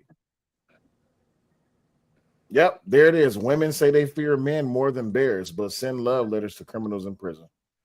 Yeah, I'm just saying that it was literally clickbait though. I'm telling you, if women was in a situation that they had to choose, they would choose a man because they want to get their rocks off. Fight Club. I don't know what you're talking about, big homie. How'd that picture get there? My bad. No, see, and that's the thing is like when we sit on this YouTube, right? Mhm. Sometimes we ask questions and people give us the imaginary answer. They don't give us the real answer, and we take that and we run with it, right? So, like the one question that I strongly dislike in this space is, in a perfect world, what type of man you want? Oh my Listen, god. you ask for her to be unrealistic. Describe this man that, like, even men, if you ask men, describe this woman, it's not gonna be the woman that they actually with, because now they're playing with monopoly money or monopoly faith is what I like to explain, right? It's monopoly Mhm. faith, it's not real. And then they're like, oh, these are their standards. No, this is if they was on 2K build a relationship, who they would build. You know what I'm saying? They got to, but in reality, hey, let me tell you about the last couple of people you dated, because that's typically the person you're gonna be with, right? So, and then what we do is we try to do it. They say, hey, well, this is the standard. Women want men that's 6'6". And I was like, well, they never dated men 6'6". Stop lying. That's not what they want. That's not what they're willing to be with, right? And so I Mhm. think we just got to change the perspective. If what is the minimum you willing to take instead of the maximum? Because a lot of in this space is always a maximum conversation. Mm-hmm. Mhm. Absolutely. But you know why it is that what happens in these spaces, it's always about a maximum because it's about something that they on the one never have or new or two, they will never put forth the effort to achieve. You don't really want no 6 foot 6'6". You don't want a 10. You just like to imagine what a 10 would be like. You would just like to imagine what it would be like to be with a 6'6" man. You don't truly want that because it comes with it comes with different type of rules and standards and engagements and all that. You don't want that because if you really wanted the 1% man, you have to understand that you have to play a position. This is why I don't understand when they complain about gender roles and all this, that, and the other. It's just like, wait, y'all are asking for the things. Y'all say there's no such thing as a good man, yet you want a good man. But your definition of a good man is a man that's in the 1%. But that man that's in the 1%, he don't live by the same rules or play by the same game that the man that's not in the 1% play. So which one is it? Do you want to be? And they can't give a clear answer. And that goes both ways. Most men say that they want to be with a 10. You don't even know what it means to be with a 10 because most 10s don't exist. There's no such thing as a 10. The only thing that's a 10 is a 10 to the person who looks at that person. Right. It's a 10 to you. Exactly. Because what's ugly to you may be beautiful to me, and what's beautiful to you may be ugly as hell to me. Shout out to the big women. Where did that come from? Chris, I want to know what he said all that. What made you think of big women? No, because he's absolutely right. And when it comes to the beauty standards, it's subjective. Anyways, I understand there's those professional, what do you call those people? I know professional models, but those coaches who say based off of these metrics, these are 10. I'm not talking about that because that's the objectivity of a beauty standard. And a lot of people's not living by that rule. Whereas there's some people, it's fair game. Like some people say the ideal woman is 120 pounds, 125 pounds. Nobody said that. Nobody said that. Who said that? My What nigga, black person? Listen. Thank you. Quite a few people. We is on the same page. Thank quite you. a few people has made a lot of money off of that talking point. But when you challenge them on that talking point, a lot of them be like, well, I ain't really mean what I said. It was just cool to say. Exactly. So you don't believe in what you say. What black man you know right around here talking about 120 pounds is the perfect weight? I don't know none. Unfortunately, there's this place. I know a few. There's this place called Clubhouse. No, there's a lot. Those are bots, bro. They are bots. Those are not real people, bro. They're no different than people on YouTube. And I take it back. They tend to take it to a 10 because there's a couple of people caught a body on Clubhouse. So that's a story for another day. But there are some people who believe that is their beauty standard. Whereas me, I don't discriminate. I don't. I discriminate. I think we all agree what ugly is, so we all can agree what beauty is. No. I'm specifically talking about the size of a woman. I'm talking about that now. Oh, big girls. I know you're a chubby chaser. I can see it in your eyes, Chris. You look like you. I'm 300 pounds. But stop right there. My thing is, right, and I had this conversation. Again, I'm not gonna mention the names, but I had this conversation with a few prolific people who participate in these relationship conversations. My thing is, you can't say that we all have to live by European beauty standards when people in Europe is ugly as hell. Let's just be honest. These European beauty standards that most people are trying to live by, they only last for 3 years.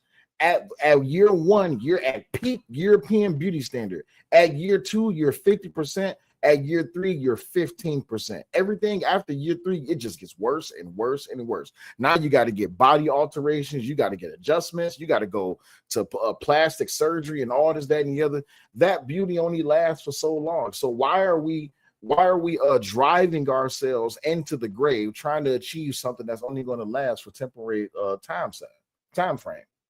It's unimaginable. So when I hear people say, "Oh man, a girl got to be fit, feminine, and friendly, 120 pounds," bro, shut up. You don't even know what to do with a 120-pound girl.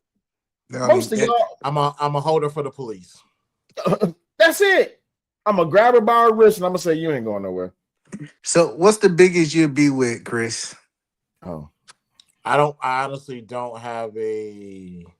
So 325. I have not came across anybody where I was like, that's the weight limit. I'm not going across anybody this size. I have not met a woman 385. I haven't met any woman that's 385. You never met a woman in your life 385. Because even not only have I not, I can tell you why. I am heavier than the people that look heavy. I'm a lot heavier than the people that actually look heavy. That's the thing. So she may look big, but she may be 180 between 240. Stop it. 180 don't look big. Where do y'all No, get no, this no. from? No, When I no, see no. I'm I women talking don't know that's about where they because get I'm 180, this talking from. about no, even follow me. I'm talking what are you about the talking ideal. about? No, I can really say this. I can honestly say this because hold on. Let me do this. Have you Can I? seen somebody 180? Hey, Oh, Crystal I J, do. can I stream this right quick? Are you Bro, okay with yeah, that? go ahead. All right, So cool. look at me. This is 310 or 312 right here. But you 6'9". Appreciate it, but I'm 6'1". He is not no So damn 6'9". What the hell? I'm just joking. yeah, so I'm 6'1". This is what 318. This is what 310 looks like. A solid person for the most part. Whereas somebody who is much shorter and is probably between 180 and 240 look like an offensive lineman. So that's why I said how can I say, I am heavier than people who look like they're heavier than me. It has So always been like that. hold on, now I'm trying to understand. So 180. So what do you call big? Because I thought 185 wasn't big, especially for a woman over the age of 28. So If you listen to the talking points, they say anything over 130 is considered a big girl. yeah, we know but they want children. We ain't talking about the guys who want to date children. Listen, Say it again. That is we not talking about that. So Mm-hmm. I'm trying to figure out what do we consider big, because I know a women that's 185 and they're thick. Like we always call it, maybe because I'm from Georgia. Simple thing, my man. That's 280 normal. shit. See, Hey, Southern girls, 280. that's just normal, Hey, E-man. I agree. 280 she a lady. 250 she can get with me, but I'm a happily married man and I got mine. So I ain't worried about it. So, but that's what I'm saying is like I didn't see a whole bunch of like, cause who are these women that are so single? Like that's another conversation I want to have. I don't see a whole bunch of women that don't got men. Elaborate. I don't see a whole bunch of women that don't have men. Like, so do I see a whole bunch of women that don't have husbands? Yes. But most of the women I know got men in some form. They might not be married, but they got a man. Okay. So I'm trying to figure out when we start comparing people to the past, it's not these large group of single people just sitting around miserable like we think that is on the YouTube space. That's because people are not sitting around miserable. This is outside of social media. People are not having relationship meetups, problems, conversations, other than on a very, very personal level. On the internet, people come to the internet to say salacious things about the opposite or same sex, depending on which way you swing. They only do that because they want to become viral. They want to become a soundbite. They want to become a clickable thing to where they can gain some fame from saying something cool. But the majority ain't nobody out here in the real world saying that I gotta be with a 10 because they willing to accept whatever comes their way. This is the example that I gave. Most dudes, when they go to the club or they go to an outing between 8 and 10 o'clock at night. No, yeah, I say 8 and 10:30 at night. The so-called 10s is leaving the club with the 1% men. Between 11:30 and 1 o'clock in the morning, everything from a 5 to an 8 is leaving, or a 5 to a 9 is leaving. From 1 o'clock in the morning to when the bar closes at 2 o'clock in the morning, anything below a 5, any dude will take. Especially if he out there like a squirrel hunting for a nut. He don't care. Yeah, I agree. I just think that it's a lie. I think average women getting chosen every day. When you go see these average women, like I'm just saying, maybe people don't go on dates. I'm getting ready to go. We going to the Dave Chappelle. I wish I had a camera. Matter of fact, I might record it and send it to Raw and say, I'm gonna show you all these average people on dates at the Dave Chappelle show. It's gonna be like it's not tens around. Like I said, this whole arena is gonna be filled with average people. And then I come to YouTube, they be like, average people can't find no man. I was like, they lying. I said, do y'all not go to Olive Garden? Do y'all not go to No. Red Lobster? Do y'all not go to all these places where these average people are out having a good time? And both of them ugly. To me, Average it'd be people there's more people, there's more average people in relationships than unaverage people will ever be able to even find a relationship, because most people who are above average don't want to be seen with people who are average. You see what I'm saying? Tell Eden Man I said, because these raggedy ass niggas wish they could qualify for tens, but they don't. You heard what she said? I heard it. See Tell what her I'm thank you. saying? Tell her my baby said thank you for her uncle and auntie once again for She sending said, her a gift. Eden Man said, baby said thank you once again for the gift. Oh, of course, that's my little baby. I love her. Absolutely. But yeah, man, like this whole that's why I said, I don't know, Eden Man, if you caught what I said earlier, but there is a challenge out there. There's a bounty on the talking point. And my bounty is that whoever can come up with a brand spanking new talking point that ain't never been heard or used before, within the next 2 weeks, or 2 weeks ago yesterday, so 2 weeks ago Saturday, you have to introduce a new talking point that has never been used or heard of before. And it's a $200 bounty. And so far, Christopher J introduced a talking point where he said that the alpha male is anti-black or anti-community. I said, no, we've already been down that road before. But I got one. I what's your know because talking point? it's my talking point. What And is it? nobody ain't said it because it's my talking point. What is it? SIMP stands for I don't agree with the host on YouTube. I That's don't not a agree new with the. talking point. I don't agree with the what?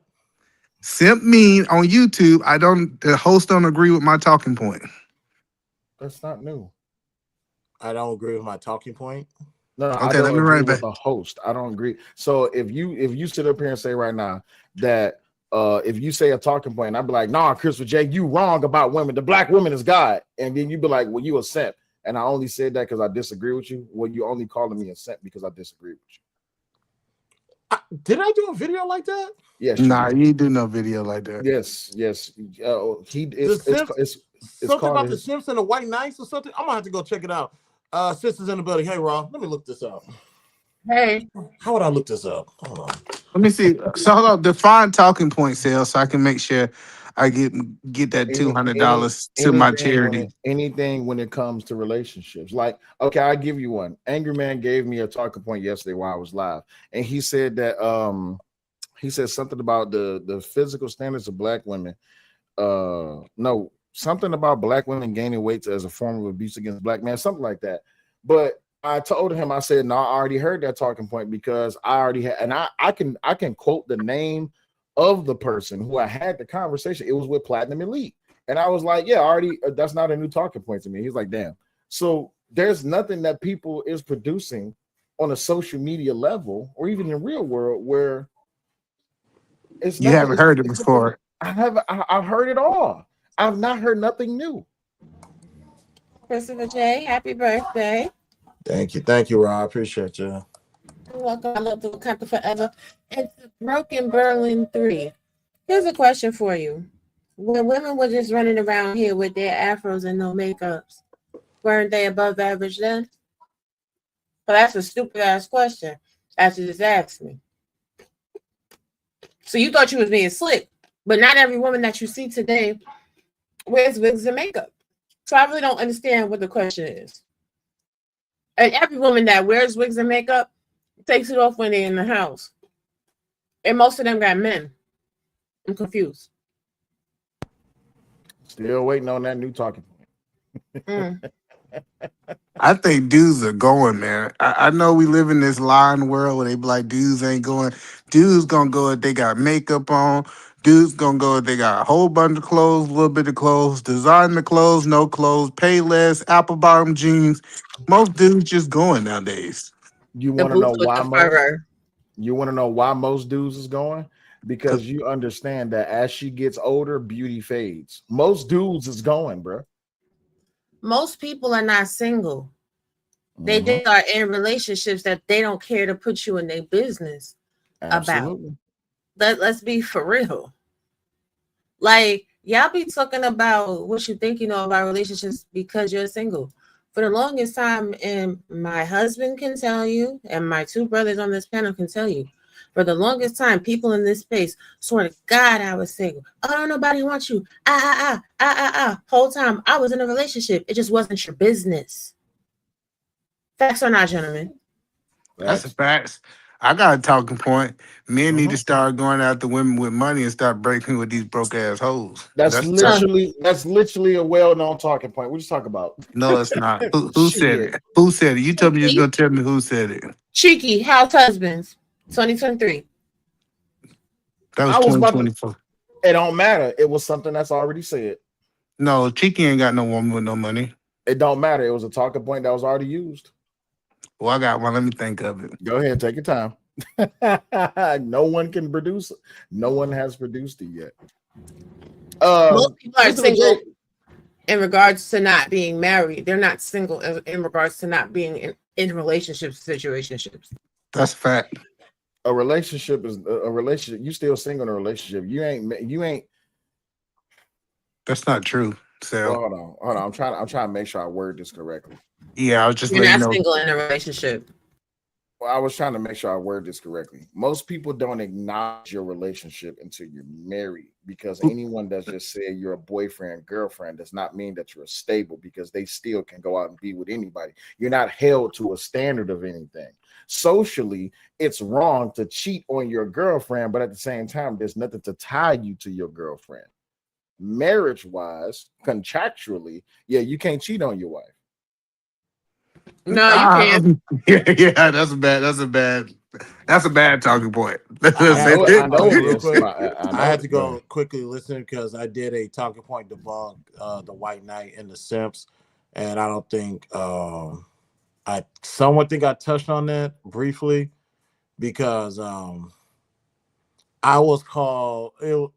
I'm not gonna bring Discord conversation on what Discord, whose Discord I was in, but I got accused of being a White Knight or a simp or something to that degree.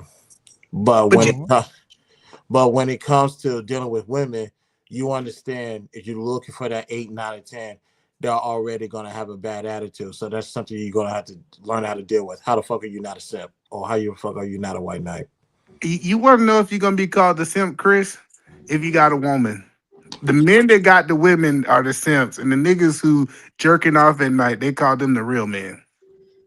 That's a fact. And then they say, beware of women that talk about a real man. And to what's his name? Broken Berlin. Again, I'm not gonna go with your emotions. I'm just gonna hit you with a little bit of truth. Christopher J, can you share the screen? Oh yes. Only 31% of people are single. 69% of people are partnered. And of that 31%, 15% are not looking. Only 15% of single people are looking for relationships. So what you want? Yeah, a lot of them born again virgins. They done found the Lord, so that's why they ain't looking for no man. That's why they ain't got one. But the women out, I'm telling y'all, the women out there who want a man got a man. Now, does she want the man? Does she got the man that she want? That might be a whole nother conversation. But Absolutely. Right. And then we're not even going to talk about the LGBTQIA couples. But that's what you said earlier, baby, about, oh, well, if you're boyfriend and girlfriend, that's not considered a relationship. That's not true. Because if you live with somebody long enough, you're considered what? Common law married. So there is validation to being in a boyfriend girlfriend relationship. But that's only in places where common law is recognized. I get it, but like, in places where common law is not recognized, you still boyfriend girl. You're just housemates. You're roommates. no, but Shell, it would be crazy to say that I just got a woman 7 years ago and I didn't have women my whole life. That's the point. It's like this idea that I've been single until I got married. It's a lie. I always had women. So like that's what I'm saying. It's a lie to say that these people are single. No, these people have just not committed to marriage, which is a totally different thing of being single. Like we gotta start just driving the in between. But again, y'all are existing within a realm of logic. I'm talking about the realm of stupid people. The realm of stupid people is that they are the one that's progressively pushing along these ideologies as if they're the truth, which they're not. And but with that said, you're right. There are a bunch of restarts, and I appreciate you and Rod sending me that word because that has been my go-to word. Just calling people a bunch of restarts. Those people who are stupid, it's like, why am I? At some point, I gotta hold myself accountable. It's like, why am I giving you airtime to spill your spill your tomfoolery on me?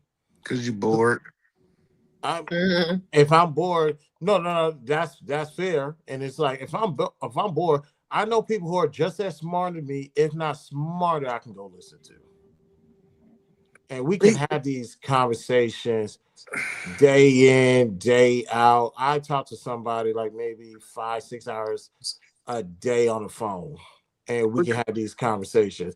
Versus, I spend 5 or 6 seconds listening to a bumbling idiot who just is attempting to. And this is another thing that pisses me off when people who have a deep enough vocabulary, damn word salad. Like I said, you're fucking the audience to see who comes first. No, but you gotta understand, busy and smart people. I mean, smart and intelligent people are busy. People who are dumb have a lot of time. So if I want to have an 8 hour conversation, I'm typically not going to be able to have it with some smart, intelligent people because they're typically busy.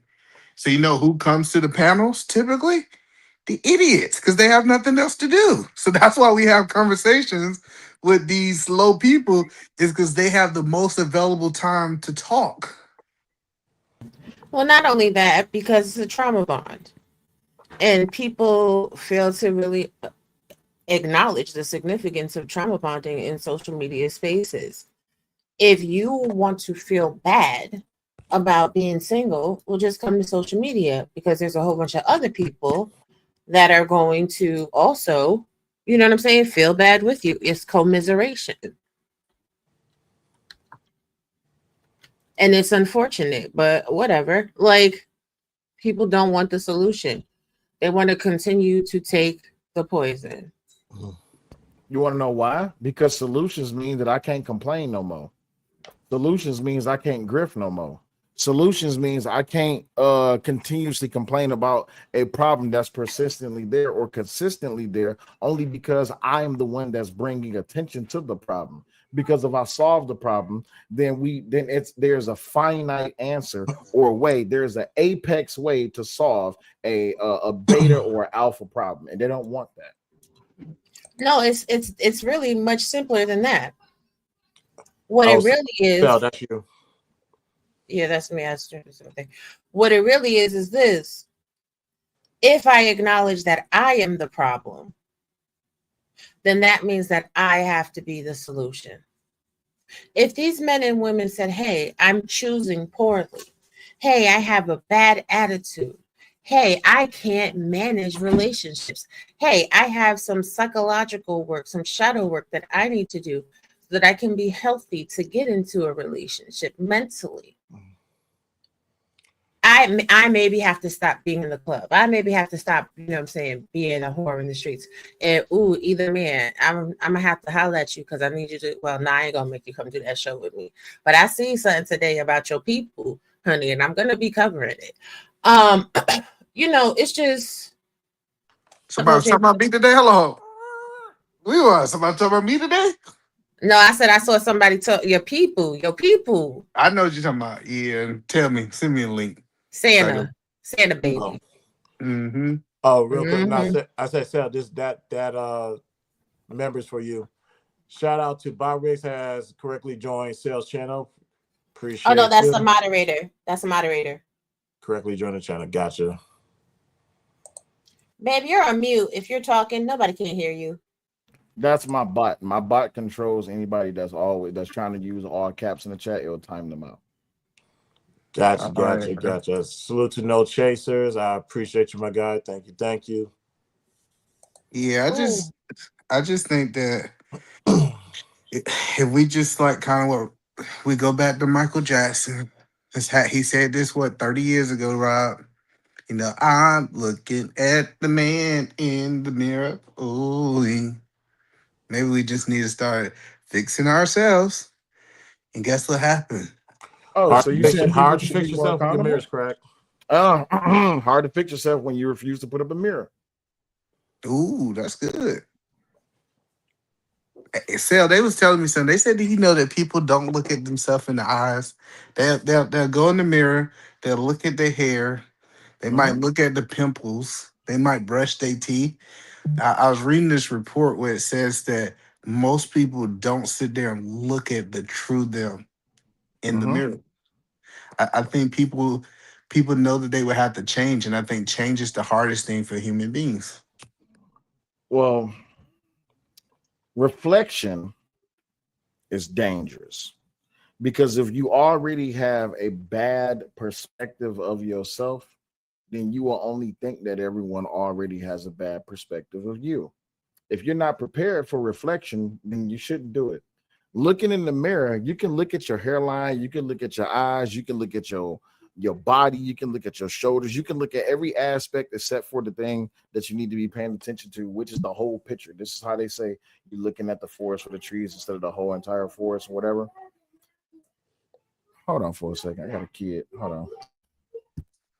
Oh, When the mirror speaks, the reflection lies. That's a bar.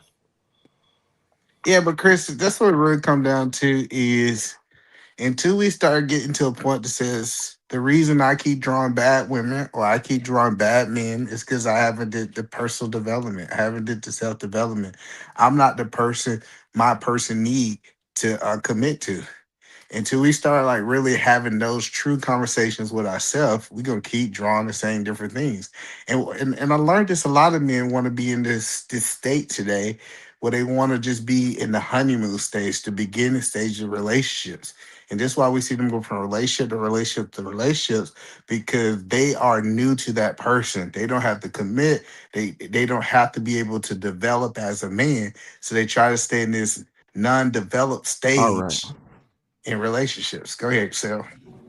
No, Rocky went ahead and finished it for me. When the mirror speaks, the reflection lies. My bad. But this is the thing. Who wants to put in the hard work?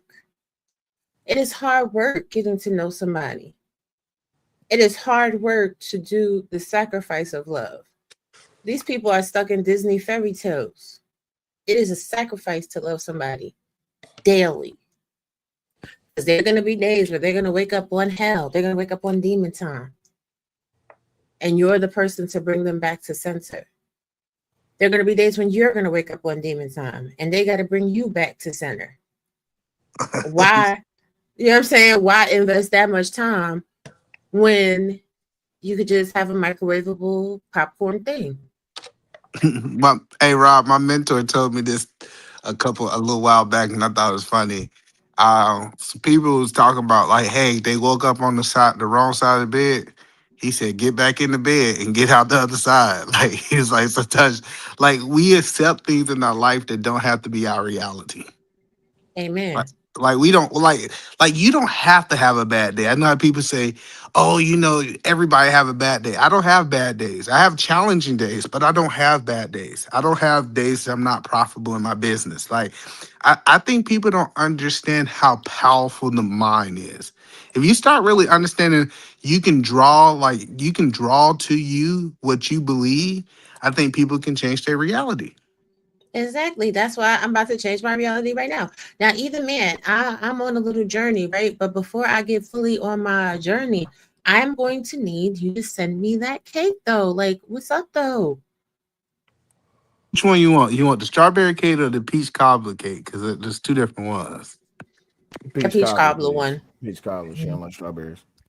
Yeah, so the peach cobbler cake was peach cobbler pound cake. You ever had that, Chris? Mm-mm. Well, I get you the 320, boy. Keep playing, man. You be eating up here at the E house. You want some cake? You want a cake? I ain't Hey, sent the cake in a long time. I ain't never turned down no cake, sir. I don't know what you're talking Yes, about. peach cobbler cake. Thank you. Thank you kindly. Now, Rocky said, "Go listen to the lyrics of Cult of Personality." Cult of I listen personality. to it every single Monday when CM Punk pulls up. Listened to it over the weekend when he was at Survivor Series. Um, Let me just go to the lyrics. Let me see. Newsflash: I did not know Malcolm X did the intro to that song. Absolutely. And during the few moments that we have left, we want to talk right down to earth in a language that everybody here can easily understand. That I think I heard of that Malcolm X quote before. I could be wrong. But Christopher J, Mm-hmm. what's up with this hat era? You've been pulling up looking like, you know what I'm saying? Black Panthers or something. What's up, Black Knights? This has always been my style. I always keep a few of these. I actually have more of this way back when, but I just need to get back into suiting up my closet. That's Chris, all. you want to get married? Hmm? He's- Hmm? What happened? he said, hmm? Let me see what happened. I'm asking, like, do you want to get married or? What? You got to Just, say it in English. Oh, I'm speaking that. I must be speaking that Asian language. He don't You understand speaking, me. Huh? you speaking Swahili. Y'all leave him alone. He gotta think about it. He gotta think Let about him it. do well on. but why though? I think that's always going to be on the table. But why? Well, it's just I think I like to just know if people want to get married or people just don't want to get married. Yeah, I think people people always. I'll be perfectly honest. I think everybody. Not only does everybody want to get married as much as they claim they don't know that they're already marriage ready. Nah, that's a crazy Now, take. here's That's a crazy take, that boy. I can tell you how. See, follow me. I can tell you how people are marriage ready because, like I stated earlier, everybody has a different foundation. It's never going to be the same. And that's why there's no one size fits all. You are out of your mind if you think these niggas that I talk to online is marriage ready. You are out of your They're mind. not. I'll put it like this: they're not marriage ready for the woman that they believe that they're entitled to. So who are they married ready for? The man? Like, what are we talking about? Hold on. Stop Slow it. down this. Hold Stop on. We it. gotta slow this Stop it. conversation down. Stop it. Stop Who it. are these niggas? Look, no, it's some people that are marriage ready, and there's some people that ain't marriage ready. And most of the guys I interact with this, I say, thank God ain't no woman submitted to you. Right. Oh dang. So Well, I will say this. So E-Man, here's the thing. Here's how I know that everybody's marriage ready because everybody doesn't go based off of the same foundation. They can only do what works for them, and by finding out what works for them, they already know that there is at least one person that can accept them for who they are and fit into whatever they got going on. That's why I always tell people I know some degenerates who have been married 5, 10, 15 years. Granted, I'm better than both of these people, but because they found something that works for them, who am I to say that that's not a standard of marriage? Is that something I'm gonna hold myself to? Absolutely not. But they found something that worked for them, and they are riding that wave. So why you think you're not married? I've been wanting to have this conversation. Damn. I'm trying to understand with you, Chris. I That's a can't. wild assumption. But keep going. I like where this is going. Happy Paul, dog, fam, bruh. Look, I know you cool people, but you gotta relax. You gotta relax. Oh my, hold on. What is wrong? Why? sexual seduction. You've been I'm going stripping. to kill you. I swear to you, when I get back home, you're gonna disappear. You're gonna be buried someplace when I get through with your ass. Ooh, I'm gonna get you for It's this. a lot more. Why does this always happen to me? So I'm trying to understand, Chris. Like, if you want to be married as a man, why do you feel that you have not accomplished it? So, here's the thing: is marriage the absolute standard? Yes, for our friends in our group. All my friends married. I knew Rob was getting married when she became my friend. It was because only a matter of time. I ain't know who, but all of my friends get okay. married. Do you So believe? All right, hold on. That's true. Do you believe if you're not married, you're a failure? no, So how can you just not so, my friend. no? Here's the thing. So if getting married, if you don't get married, and that's not a failure, then how could it be a standard? Well, let me explain it. If you was to tell me that you do not desire marriage, that would be end of conversation. Because I don't want you to get anything that you don't desire. When a man tell me I desire this for my life, that's when the conversation start. So let me start from the beginning. Do you desire to be married? I don't move off a desire. What? I do not move off of desires because a wrong decision is usually going to be made. What? So Chris, are you making this up as we it's not going? the ideas because I don't want to tell people that you need to go out there and desperately find somebody because of that You burning desire should.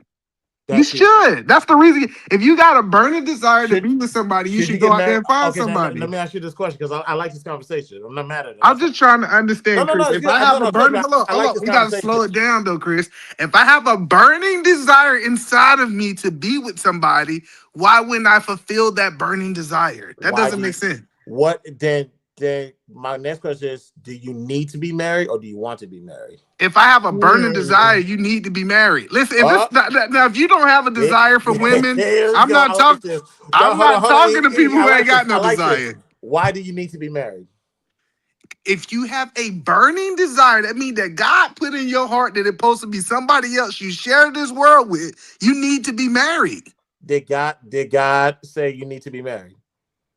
No, you're missing it. Yes, It's God said if you can't control yourself sexually and you have a burning desire for the flesh, then it is better to be married. Actually, Yes, Paul he said did. that. Paul technically said that. But I well, hear what you're saying. God said it through Paul. How about that?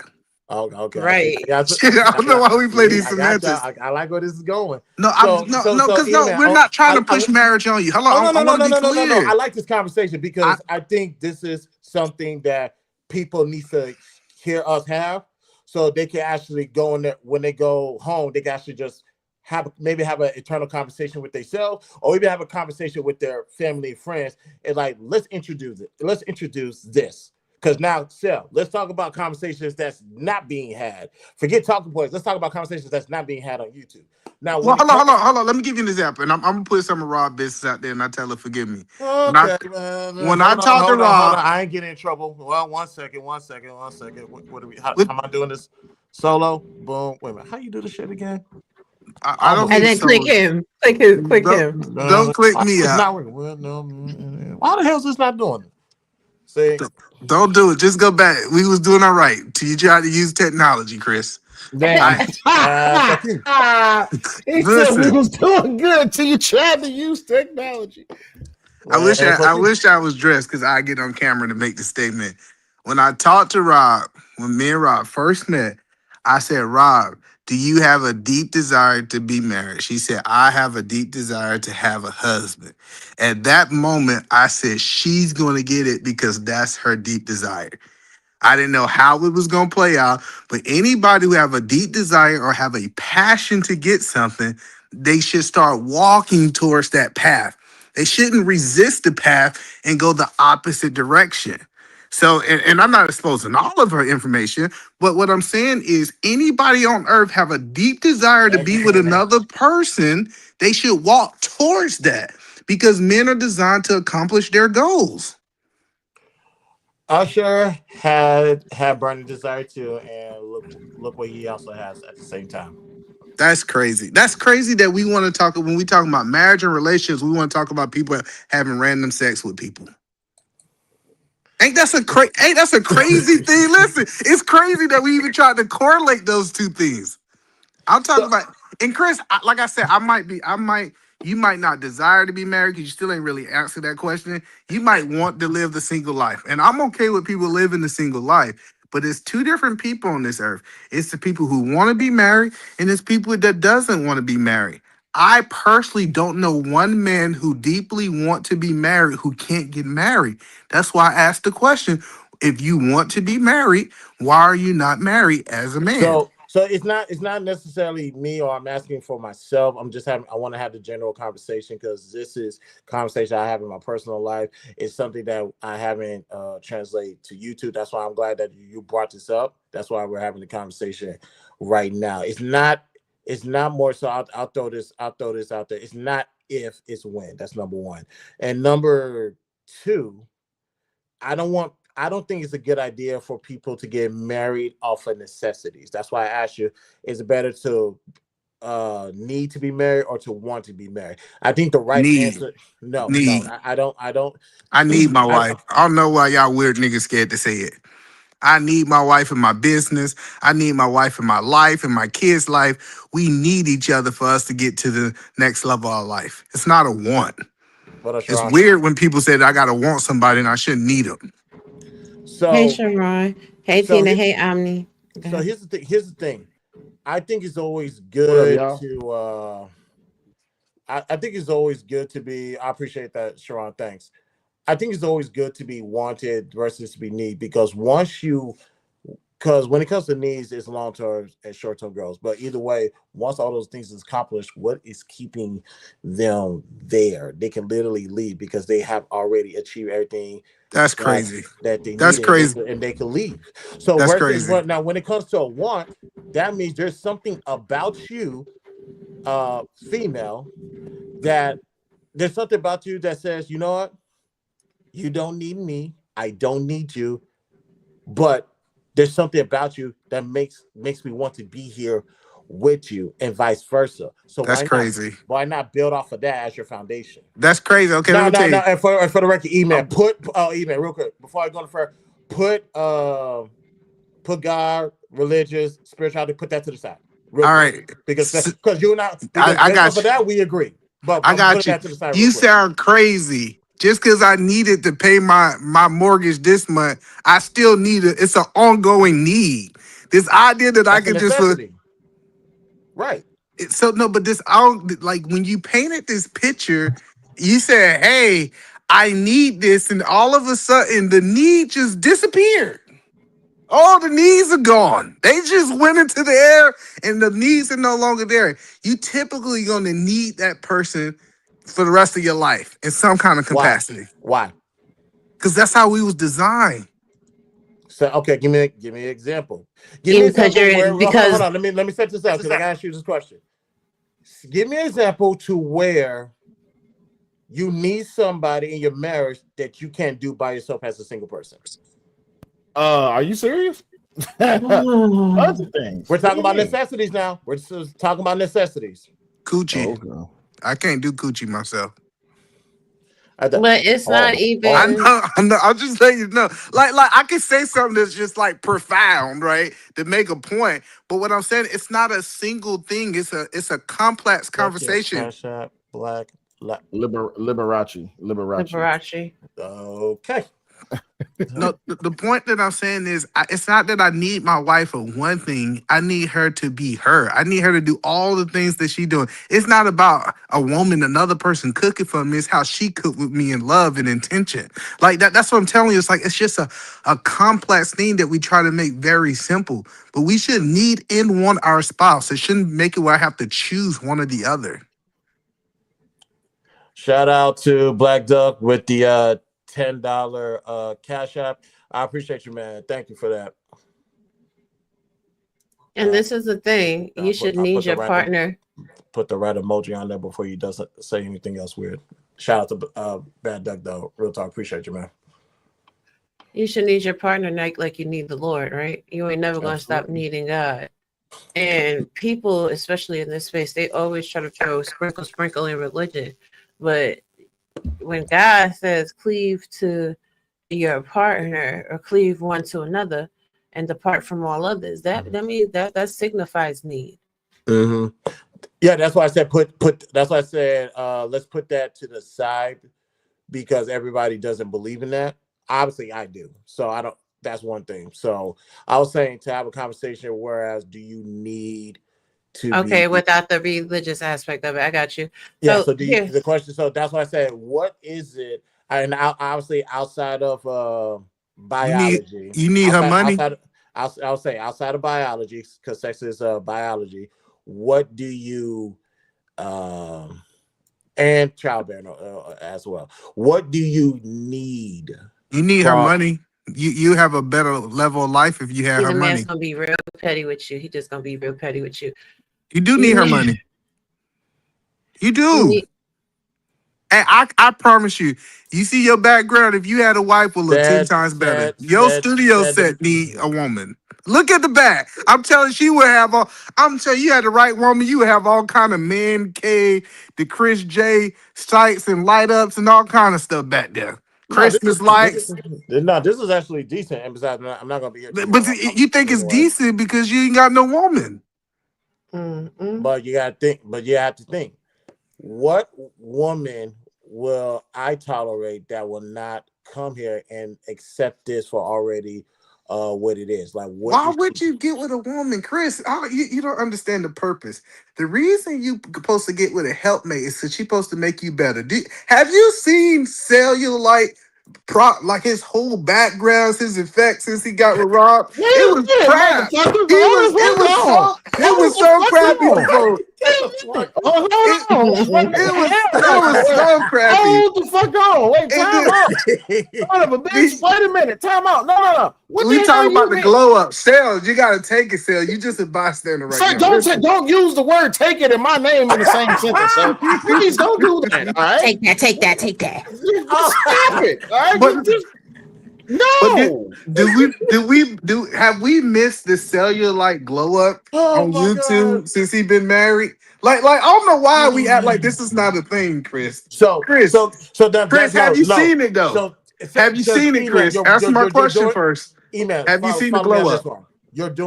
You're actually proving my point because there's nothing wrong with wanting to be together.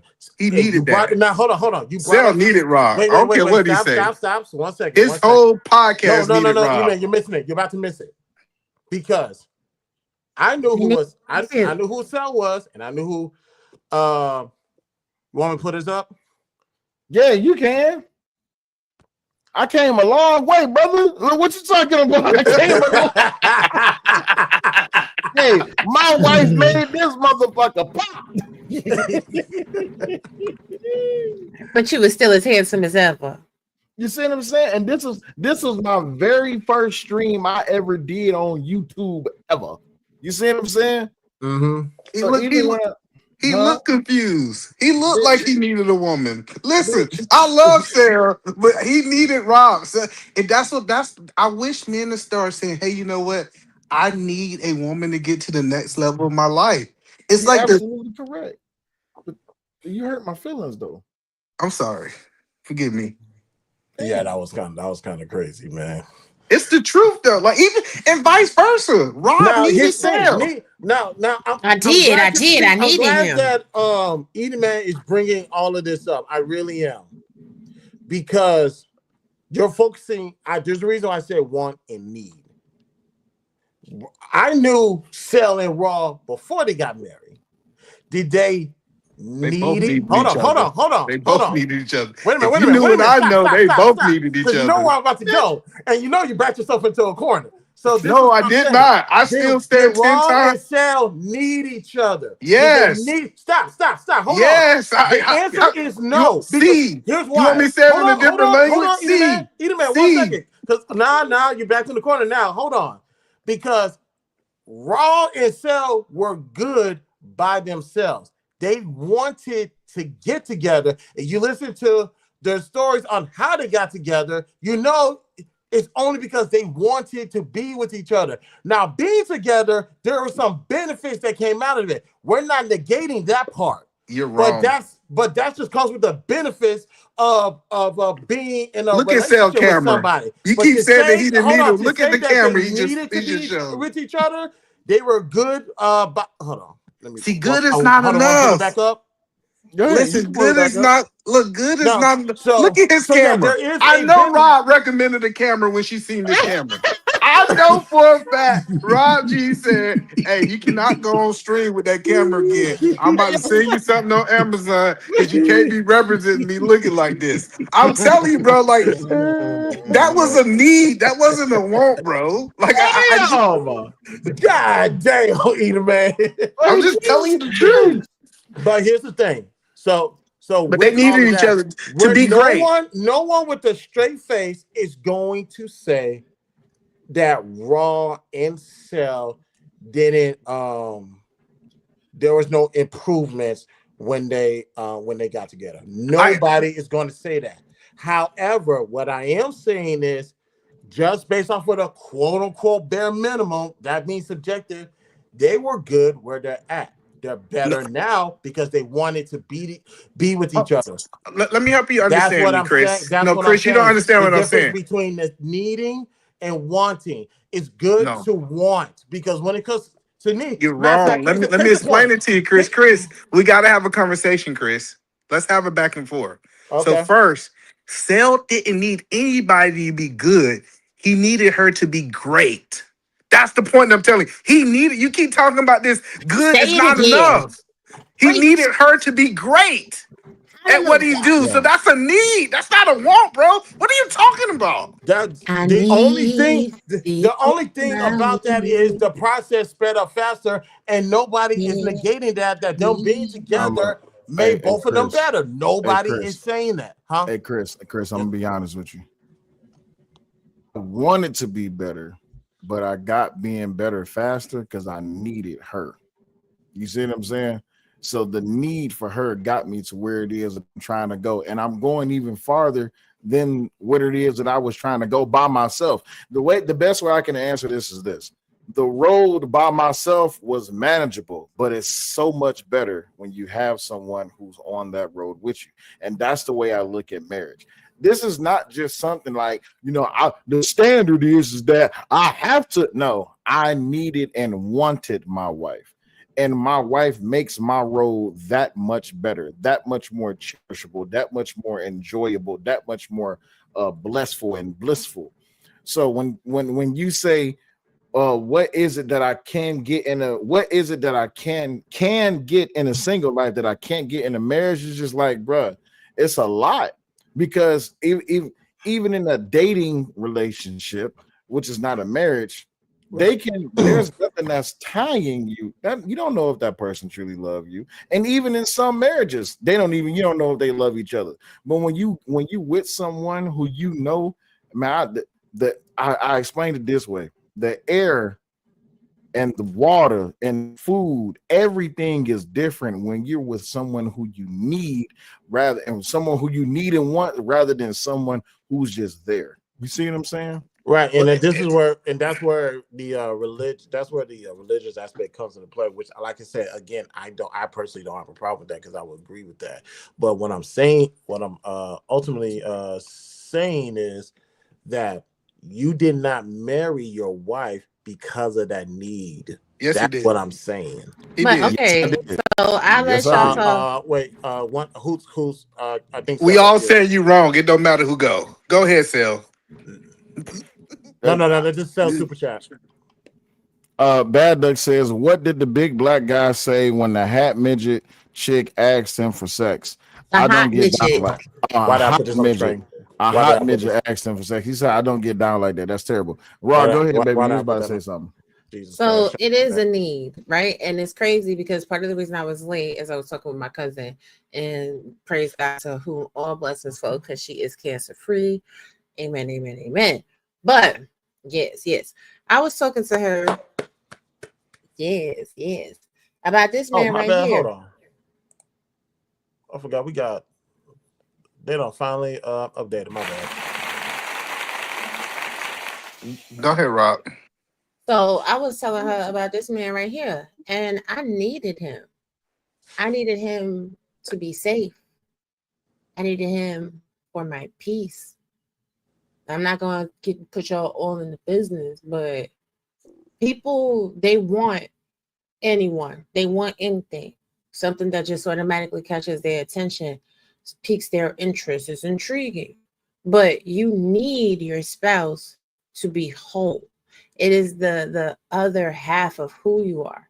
And when people stop going off of what they want, what they physically desire, and they start letting their spiritual elements choose for them, then that's when you understand the need in a relationship. Yeah, Chris, I'm just telling you, like, you know what really gave me this revelation? A business. We when I start in my business, we start asking our questions like, what do we need to go to the next level, right? And I didn't understand this until years in business, right? And kind of what you're saying, Chris. You said, "Oh, I could just get an assistant. I have a personal assistant because I'm a very busy person, right? I need somebody to manage my life, right? I That's said just that. no. Listen, just Okay. follow me. I'm almost finished, right? I when you were saying that you could just hire somebody, what can't you not get in a boyfriend and girlfriend relationship? That's the comment that I was referring to, right?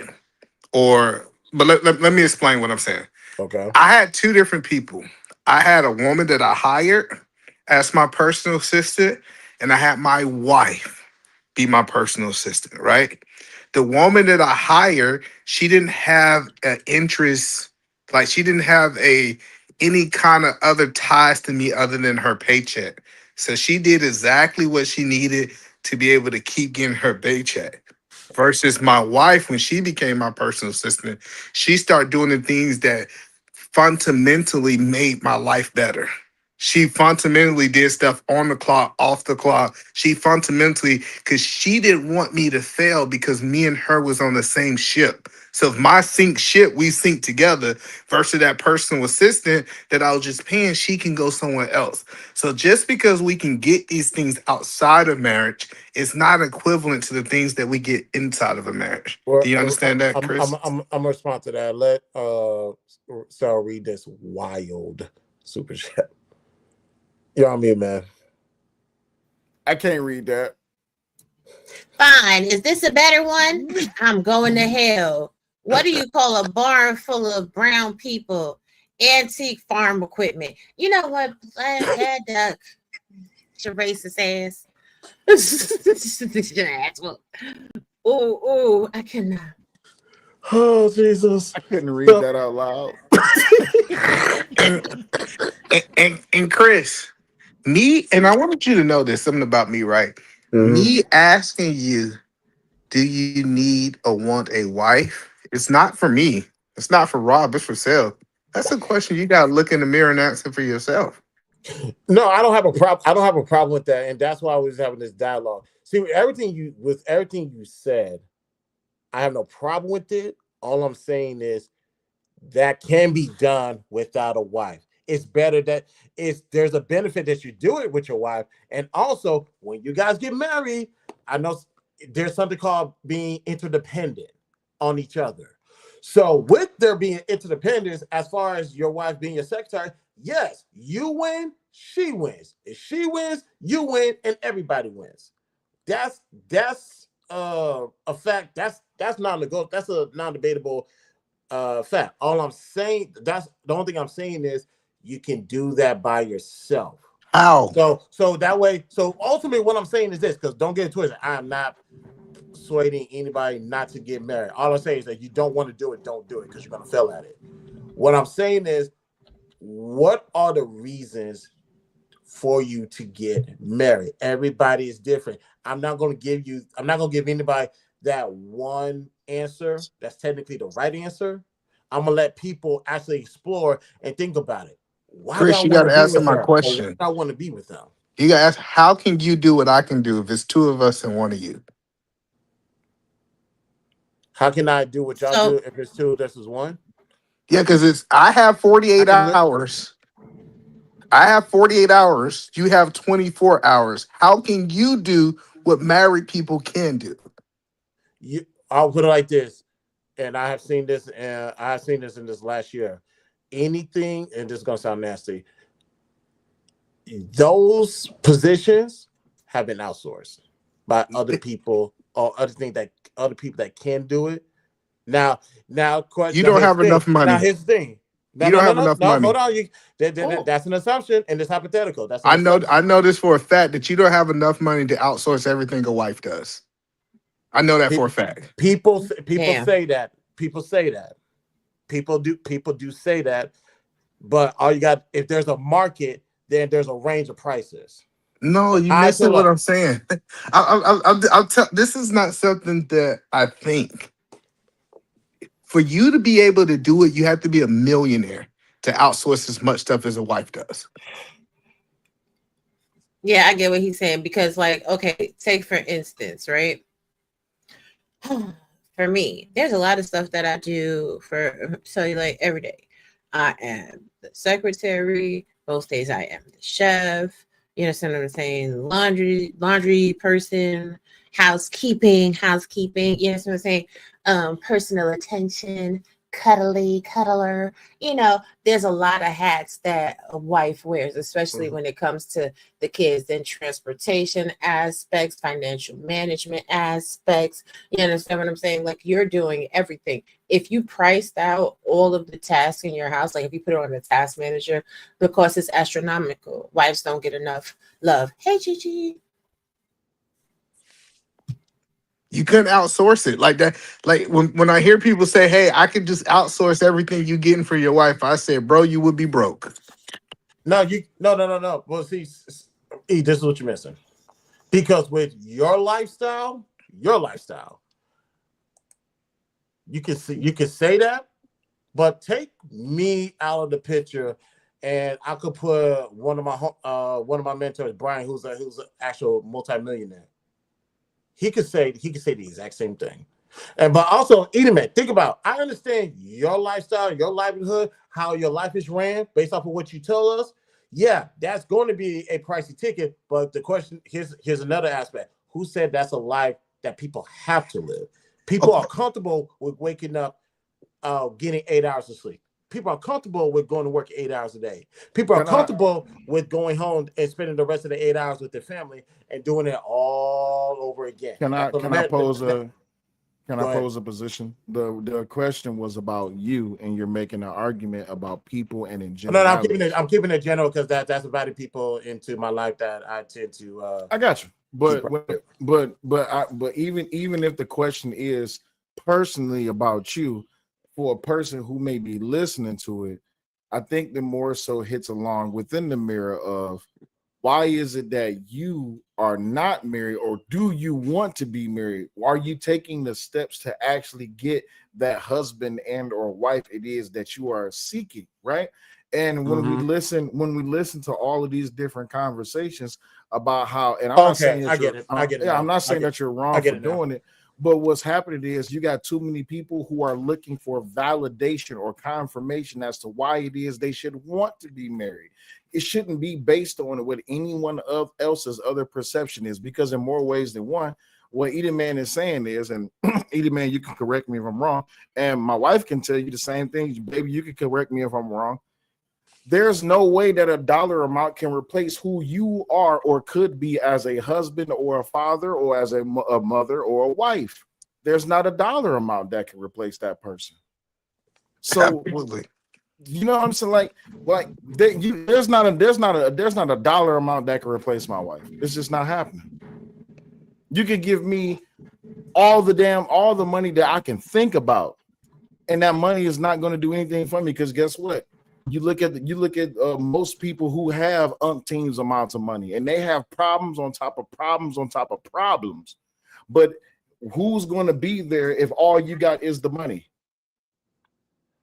My wife is there whether the money is there or not. Thankfully, I'm not in the situation to where I'm so debilitated that she needs to wait on me hand and foot. But at the end of the day, I'd rather have her than to have something that's temporary. No, I get that. I totally get that. So let me start. Let me answer the question. I always say it's not if, it's when. That's always my first response to the question. Now the question is, what would take somebody so long to get married? If there's some things that they want to take care of before then, let them do that. Some people want to graduate college. before they Nigga, get you married. 38 years old. It's your birthday. What are you waiting on? I And don't if it, understand. Remember, you called me up here, Chris. I was sitting in oh the yeah, chat. because it was about the stepdad thing. No, I don't mind it. I totally don't mind it. I'm just trying to understand at 38 years old, if you wanted to get married, what are you waiting on? 40? 45? But the assumption is I'm waiting. You're not waiting? That's the assumption. That's the assumption without me giving you any direct correlation of what's really going on, because it's not if, it's when. And quite frankly, you don't know if I am or not. Quite frankly, We don't know if you married, is what you saying? I'm talking about you guys. I'm talking about you guys. We don't know if you married? I know for a fact you ain't married and you're not claiming your wife online. If not, we about to have a whole nother conversation, Chris. Hold on, let me say that. Let me read this. Jesus Christ, that is crazy. Damn. Yo, mama, so white. His racism works both ways. I'm just letting you know. His racism is bisexual. Yo, mama, so white. She stuck her out on the Rizzler and half of the Black America died laughing. Where did y'all find him at? Listen, sometimes you just need that oddball, especially when they're an old oddball that's not afraid to say what they want to say, but they say it with money. So it's just like, all right, cool. You know, it is what it is. I ain't mad. Okay, we gonna keep it moving.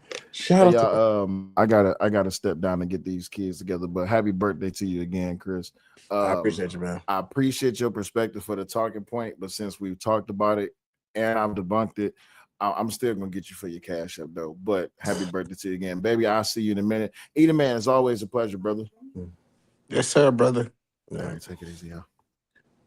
So, email back to what you're saying. I'm not confirming or denying any status, but one thing I am telling people is there's something you need to have before you even go down that aisle, and that's a form of peace. You need a peace, joy is all of the same thing. So that way, before you even get in a situation, you already have it. Because what's this goofy ass talking point where people say, "Oh, she needs to bring me peace"? No, you need to have your own before you even go down that road. Now, and also with you, and here's the reason why I bring that up. You might be so enamored with your peace where the idea of marriage is obsolete. That's not to say you don't want to get married or you're going to pass it up if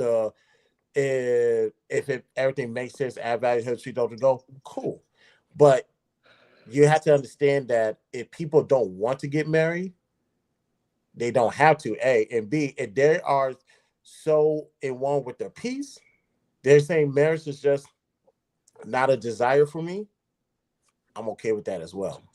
But I'm okay with it too. I started my statement with that. I started my say it's two different people. It's the people who say they want to get married. These are the people I had a conversation with. And then there's another group of people who say, hey, I just want to keep living a single life. I have never tried to convince somebody who want to live the single life to get married. If you want to be single, stay single. I want to have a conversation with people who desire to be married, who wants to be married. So now that you want to be married, why did you feel that out of 38 years that you've been on this earth, you haven't been able to accomplish something that you want?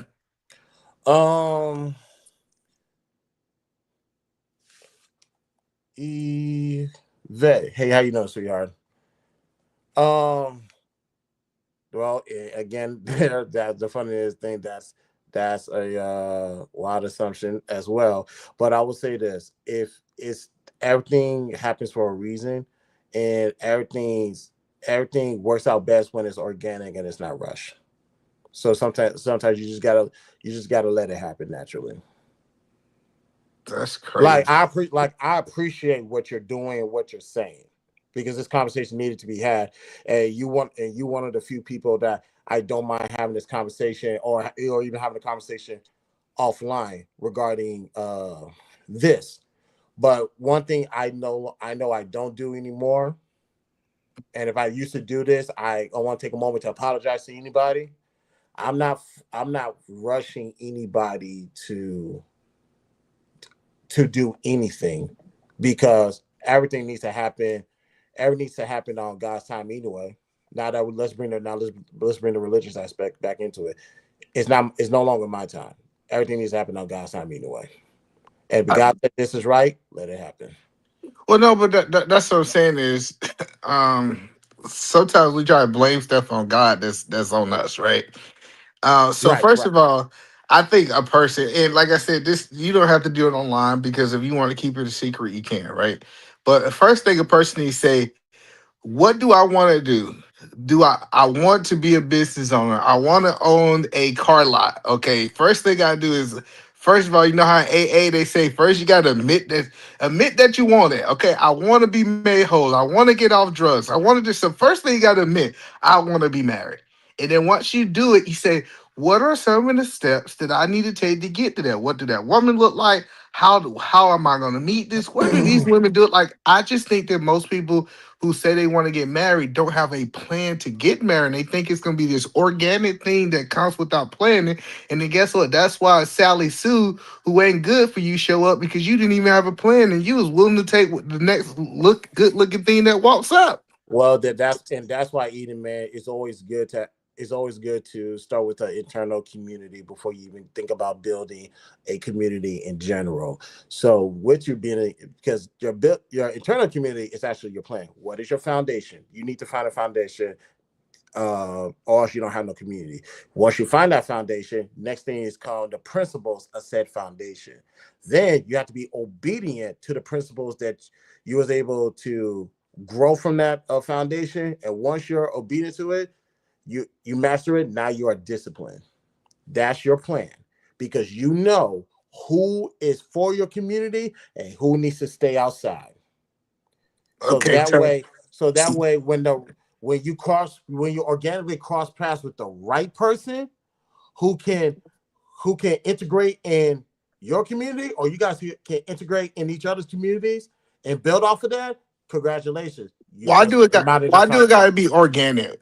Because I know people say this like, why can't it be something that was put together? Like, back in the day, one thing that wasn't organic was arranged marriages and they worked, right? I know a lot of people want to act like they did not work. Why do it gotta be, oh, I was walking down the river walk and we lock eyes? Why can't somebody put two people together that's not organic and they live the rest of their life together? What will keep them? Then I would ask you, what's keeping them together? Well, first of all, there's faith in their belief, and That's the foundation. Keep going. they're building a relationship. See, people don't. It's not about how you guys met. It's what tools are y'all doing to stay together. And I just gave you the tools already. Internal community is your first tool before you think about building an actual community outside of that. I gave you the tools. Excuse me, foundation, principles, discipline. Excuse me, obedience, then discipline. Those are your four tools. That's internal community. Because once you master that, now you know who's going to be your spouse, who's going to be your friends, your business partner, etc., etc. I gave you the eternal tools first, So so you that got way when all it's that time to now, build a right? family, now you already know Now, who's I coming think in or who needs to stay out. so. You got all these things already, right? You got the foundations, right? So what's the next step, Chris? At the Excuse me, foundation, guys. huh? No, I gotta you're go not. help him with. No, I no, do. I have to go help with the no. kids. I love I y'all. I'll sound be like back. y'all. They try to I'll do be something back. nasty. And Don't Rich let them Paul, leave. and Rich Stop it. Paul. They. Oh Lord, you done let them get away. They about to go be fast. I can hear it in their voice. I know them. Hey, let the man folks do what they do. Talking about the But kids. I bet it was the kids.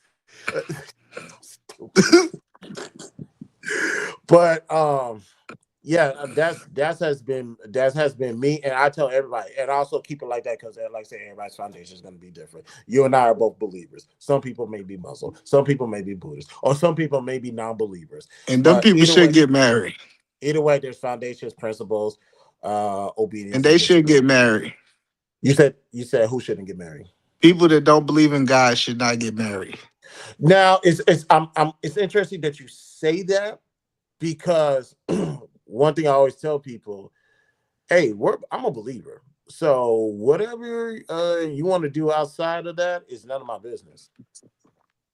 And I'm I not would gonna hold never you. tell it. I'm not gonna hold you to the same standard that I hold myself. I That would be am. fair. Listen, what I'm telling we I think is dangerous for believers to tell unbelievers to participate in spiritual things. I Marriage is a agree. I spiritual thing. agree. So I agree with that. I'm not about to say, hey, you go out there and do something when it's a spiritual thing. No, if you don't have knowledge of what the spiritual world is, and when it comes down to having a spiritual covenant, don't do it. No, Go no, no. play That's house. why I said that. No, that's why I said that, because if you are a non-believer and you're active in your non-beliefs and you don't want to partake in the belief system, I can't force you to do that. That's against our belief system anyway. So whatever they want to do, that's no longer I'm out of it. That ain't got nothing to do with me. Now that's gonna be between them and God. They'll find out that later on down the road. But as far as Bible beating them across the head, as a believer, we're not allowed to do that anyway. No, no, I believe marriages was created by God, and Mm-hmm. God created marriages for people who believe in Him. I do not believe God created marriages for people who don't believe in Him. So people go and try to get married without them. I say I don't think marriage was for them because it Mm-hmm. wasn't created for them. Correct, and that's based off of our belief system. But also remember what I said earlier. Although you and I could agree to that, that doesn't negate the fact that we still see people who do get married who are And not they believers at all. and and they're wrong. That's what I'm telling you. Like based on what I believe, regardless if anybody like it or not, God did not make it for unbelievers. I do not believe God made marriage for unbelievers. Even when we go to back into the Garden of Eden when Adam and Eve was married, because he referred to Eve as his wife, he designed marriage for believers. You said design. Oh, design marriage for believers. Okay. Yeah, and guess what? I agree, but some people don't, and they And do. then, and I'm not saying that everybody. Let me give you an example. Of what I'm saying, Paul.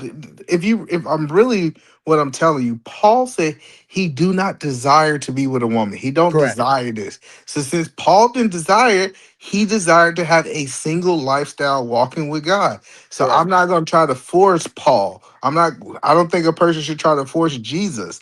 But what we see in this guy is saying, I have a desire to entertain and be with women, right? And then they say, hey, check this out, but I don't want to be married. That's the problem. If you're going to be single away from women. Well, yeah, and especially stay away from my people as well, because they're walking a certain path, and they don't need to be associated with you. So you go do with whatever you want to do with those people over there, because apparently y'all got the same belief system. Leave me and mine over here. All right. Well, I got to get out of here. I sound like my kids done got up and running around. But Chris, this was a great conversation. I Yes, think sir. I got a little bit. I think you want to be married. I think that's the moral of the story. We just don't know what stage you is in accomplishing that goal. I think that's the main I part. like to keep people guessing, because they may think they know, but But I'll we say, do know for a fact you ain't married. but I would always tell people, I think you guys are missing a couple of key pieces. But I don't mind people. I like when We people know will. for a fact that Chris J. Let me tell you, Chris I J. like. ain't one said. I know for a fact that Chris J. the guy who believes in Jesus Christ as his Lord and Savior, is not married and keeping his wife a secret. I know that for a fact. I know that for a Hey, fact. but either man, but real quick, because I know you said you got to go. We have seen what happened to people who like to reveal too much of their personal information, and it's like you could have just kept that to yourself. You reveal your wife. It's a reason that we have the ceremony. It's supposed to be. It's almost like the baptism, right? He studied Hmm. how the baptism. The baptism supposed to been a celebrating that you revealing in your dedication to Christ. It's a spiritual. So like that's the point that I'm trying to help people is that if a man is married, and he's on these YouTube streets, he better let it be known. Now, as I'm saying that he got to show his wife, as I'm saying that he got to do all these kind of things where he's doing streams with her, absolutely not. But biblically, it's supposed to be known that you married. It don't supposed to be a secret. And we saw this when uh when Sarah went to Egypt and the Pharaoh was about to sleep with Sarah in the Mm-hmm. Bible, and he said, "You not." He was like, "You didn't tell me this was your wife." Like Yep. it's supposed. God came to an Yep. Yeah, yeah. So I'm telling people this is like, hey, our wives don't supposed to be a secret. Let me tell you that right now. That's not how God designed it. It's supposed to Well, be. but I hear what you're saying as far as not being secret, but also you got to keep in mind, what are your duties to your wife? Yes, yes, fellas, what are your duties to your wife? Yes, I said that. What, and if you are supposed to protect her in that aspect, that you do that to the fullest extent. Now, as far as public uh, declarations, that has already been done. Already, you talk about the marriage, and that ceremony. Yeah, that has already been done. That was already taken care of. But if some people decide to keep certain aspects offline, They're or even wrong. in real life, it's like you had They're to wrong. no, Okay, like I don't think it's so. no Because E-Man, you've been in it's this space with me long enough to I'm see. just telling. I mean, Okay, listen. If I was up here not telling people I was married, I would be wrong. So, Chris, I'm gonna tell you one brother to another. If you a married man and you up here keeping your wife as a secret, that is crazy, and you are wrong, brother.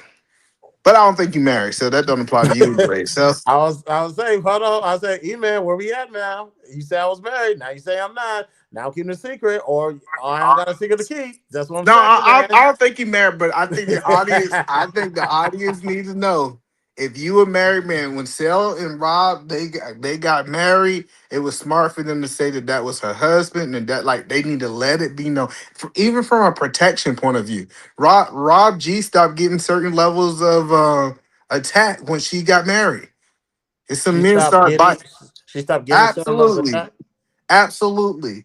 It was men that was willing to talk crazy to Robbie, and when they announced that she was married, she had a level of protection in these YouTube streets. Dude stopped talking crazy to her. And that's a fact. That's a Okay, fact. all right. I will say this: they stopped directly talking crazy to her, because if it gets wind that you're still talking, as obviously they're gonna pull up. That's all But I that's get what all you I get what you're saying. I totally get what you're saying. And yeah, for the record, email, that's my brother. I have zero problem with what he's articulating right now. I like these conversations. And matter of fact, these conversations are not had enough. Actually, these conversations are not had at all on these spaces. So that's why I wanted this to be put out there, this conversation. So now, instead of asking, is Chris really married or not? That's not the foundation of the conversation. The conversation is what him and I was speaking about, along with Raw and Cell, regarding the difference between your necessities and desires, the difference of how you need to conduct yourself and how you need to carry yourself if you are married, or if you're not married, what are you doing, or do you want to be married, or should you be married? These are the conversations that is not had. And I thought today, even on my 30th birthday, this was a necessary conversation to have. Now it's gonna be remain. I never confirm or deny anything. Chris, if you are married, then congrats. If you're not married, then I appreciate your bad done thing. But yeah, any confirmation, I always tell people, the best thing to do is to keep people guessing. But I will tell you this, man. I appreciate you, man. Anytime you can come back here. Anytime no problem. we And can have especially we can have these conversations. especially Chris, if anybody is having relationship conversation, should disclose if they married or not. That is, you'll understand how But dangerous that is. and I'm glad you said that. I'm glad you said that. I will also say this: I got 1,000 videos. What have you not been watching? I'm making it clear that people, hey, you got, if you out here got your whole wife, you need to tell all those Jezebel spirits that you're not on the market. And That's a fact. I will say this. You guys got a lot of digging to do because I got over 1,000 videos on my channel. Have fun. I got you. Letting it be known. I want to let everybody know. I tell people from the north, south, east, and west. Now, whether they like it or not, it's on them. I appreciate it because the answer you're All looking for is within them 1,000 videos. Just have fun. right. All right, my brother. I'll talk to you later. Oh man, shout out to Eda man, shout out to Raw, shout out to Cecile. That was a good conversation, ladies and gentlemen. That is a necessary conversation that needs to be had. This is different from those DNP conversations. They're saying a woman a woman needs to be like this, or we don't respect a woman with we don't respect an independent woman, an independent thinking woman, or we don't respect the man that gets with the independent. I'm like, shut up. Go have a real conversation with people. Like go outside, touch grass, have that real life interaction. See this is why I always tell people like whether it be on Clubhouse, obviously here on YouTube, I'm going to have we're going to have different conversations. Usually we're going to have different conversations that different from everybody else, whether it be in the hallways or on the YouTube streets, or just quite frankly, if we do have the same conversations that everybody's having, we're going to have a different perspective that nobody's thinking. Because today we introduced the idea that do you need to get married? Or what's better, the need to be married or the wants to be married? Do you need to be married or do you want to be married? See, we don't have this conversation because the perspective is women, you need to be in a relationship because you are useless without a man. And I also say that women are children, and I always ask people to the person that keeps saying this, are you attracted to children? But that's a conversation for another day. So when we had those conversations, I want to push that. I just want to push that envelope so that way we can start having uncomfortable conversations. I'll put uncomfortable air quotes because it's not uncomfortable for me, but let's start having uncomfortable dialogue, and that's okay. It's a safe space. Let's do that. I say, come here and let's do that here so we can actually walk this through. All right. So, ooh, excuse me. This was a fun. This was a fun street. Yeah, that's right. I was on this side. And where's my whatchamacallit? Okay, here it is. All right, y'all. It's been a while since I did a 3 hour live stream, y'all. But we're gonna get out of here. I appreciate you guys for pulling up. Let's get to the super chats there. I gotta get out of here. All right, check the cash app. Bad Dub. Appreciate you for the $10 super chat.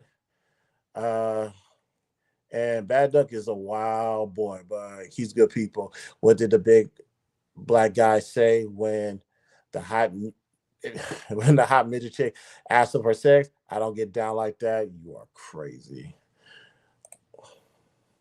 Find this bear. I'm going to hell. What do you call a barn full of black people? Antique farm equipment. You are insane. What's next? Shout out to Adu, member for 2 months on Sales Podcast. Support the show.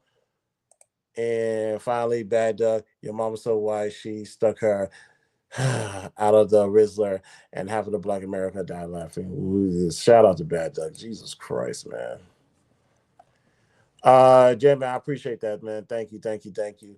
So we need we're gonna I gotta get back to real life, ladies and gentlemen. Uh I enjoy these 2 months, maybe a month and a half of just having that day off on Sundays, freedom to have these shows. Unfortunately, that has came to an end today. This was my This is gonna be my last time um, doing a shows like this, etc. for a long time. So we're gonna have to squeeze. We're gonna have to find a way to squeeze in these morning shows, and we're gonna have to figure that out. We can either do it because I don't think I'm doing any Monday night or Tuesday night show because I need 8 hours of sleep. So we'll see about Thursdays or Fridays. We get a show in and we get some content in. I want to take a moment to thank people for subscribing to the channel. I want to thank people for getting who've been viewing my shorts and actually it being in rotation. These things that surprised me. Anchor Man was right. Those shorts will really help get your message across and start. And it's a real conversation starter. And I can't wait to see what we do next. Now, I will say this: the next show will be the 100th installment of Get It Off Your Chest. The 100th installment of Get It Off Your Chest. That will be the next one. And trust me, once we get that out the way, because I want to do that here. Um, let's just say I've been quiet for a long time. That won't be a thing. Continue forward. Y'all gonna get a lot of things, and y'all gonna get a lot of new hashtag like hashtag Chris is always right. Shout out to Self for giving me that idea. But let's go. Let's get out here. Bad Duck asked me, "Why ain't you monetized yet?" Sometimes what I do, Bad Duck, with my show is I take breaks. I take long breaks. I'll come do content for 3 months. I'll take a break for 3 months, come back and leave. I do that intentionally for me. It's a creative process. It's a rest process. It's something I've been doing for years. Season 8 has been my most active season because I started integrating YouTube and live stream and Clubhouse. So that's why that was my most active year. But that's the only reason. So it's lack of consistency. It's a short answer of why I am not monetized yet. But that's something I know I've been working on. Other than that, I just been in the creative space. I put out 3 short films. I am going to combine those 3 short films and put it as one long format. Um, can I do that today? No, I'll probably just have that ready for Christmas. But it's just that I'm exploring new projects, and when I get in that creative space, I just want to um, devote my time to creativity. Like some of you guys saw who was here, y'all saw the trailer for Whisper of Doubts. Although that is an actual YouTube series that we're going to talk about my walk, we're also we're also going to transition that into a short film for next year, maybe a regular film. Well, I don't know. Yeah, I'm still working on it, but it's just that when I had these creativity spurts, it's like I put YouTube on the back burner. It's like I gotta attend to my creativity.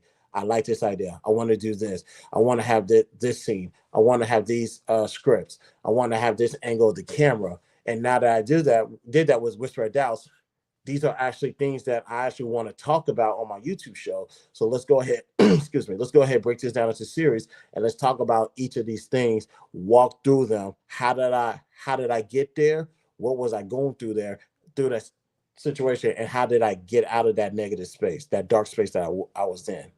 So I'm not monetized because lack of consistency, but a lot of creativity that I tend to prioritize. I will say this: with what I've been doing with the clips and the shorts, all I gotta do is remain consistent, and I will be monetized. Like I'm 10% away from being monetized right now when it comes to watch hours, and obviously subscribers can get it. I need 35. Last time I checked, hold on, let me see something. Uh, where am I at with the subscribers now? Yeah, I'm at 966, so I need 34 more subscribers. Then we're at 1,000. Then after that, I just need to build up the watch time.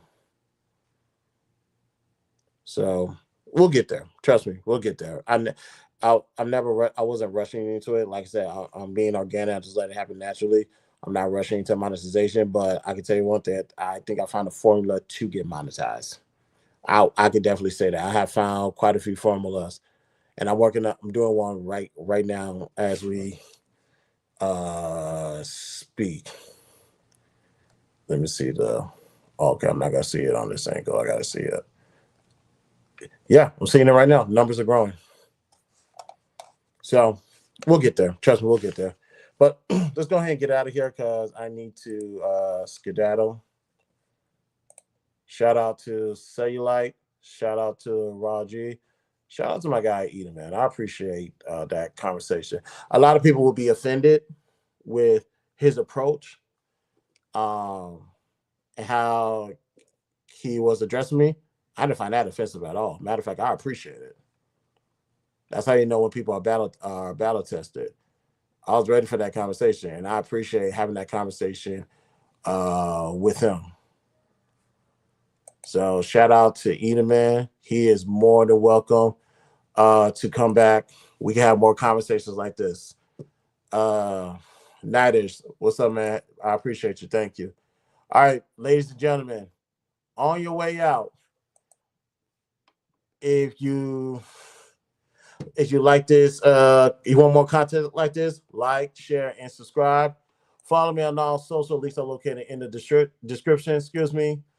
Participate, waive all rights and privacy. We're on a road to 1,000 subscribers. We are 34 subscribers away. Once we reach that goal, one lucky person will get $100 during the Cash App giveaway. I love you guys. Thank you guys for pulling in for my 38th birthday. This is the BTSI show. I'm your host, Christopher J. Talk to you guys later. Extraterrestrial. Like an extraterrestrial. Extraterrestrial. Doctor? Like I don't belong. I feel like I don't belong. Like I don't belong. I feel like I don't belong. Extraterrestrial. Extraterrestrial. Extraterrestrial. Extraterrestrial.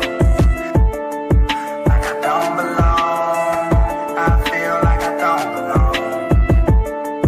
Like I don't belong. I feel like I don't belong. Extraterrestrial. Extraterrestrial. Extraterrestrial. Extraterrestrial. Extraterrestrial. Like an extraterrestrial. Extraterrestrial. Like I don't belong. I feel like I don't belong. Like I don't belong.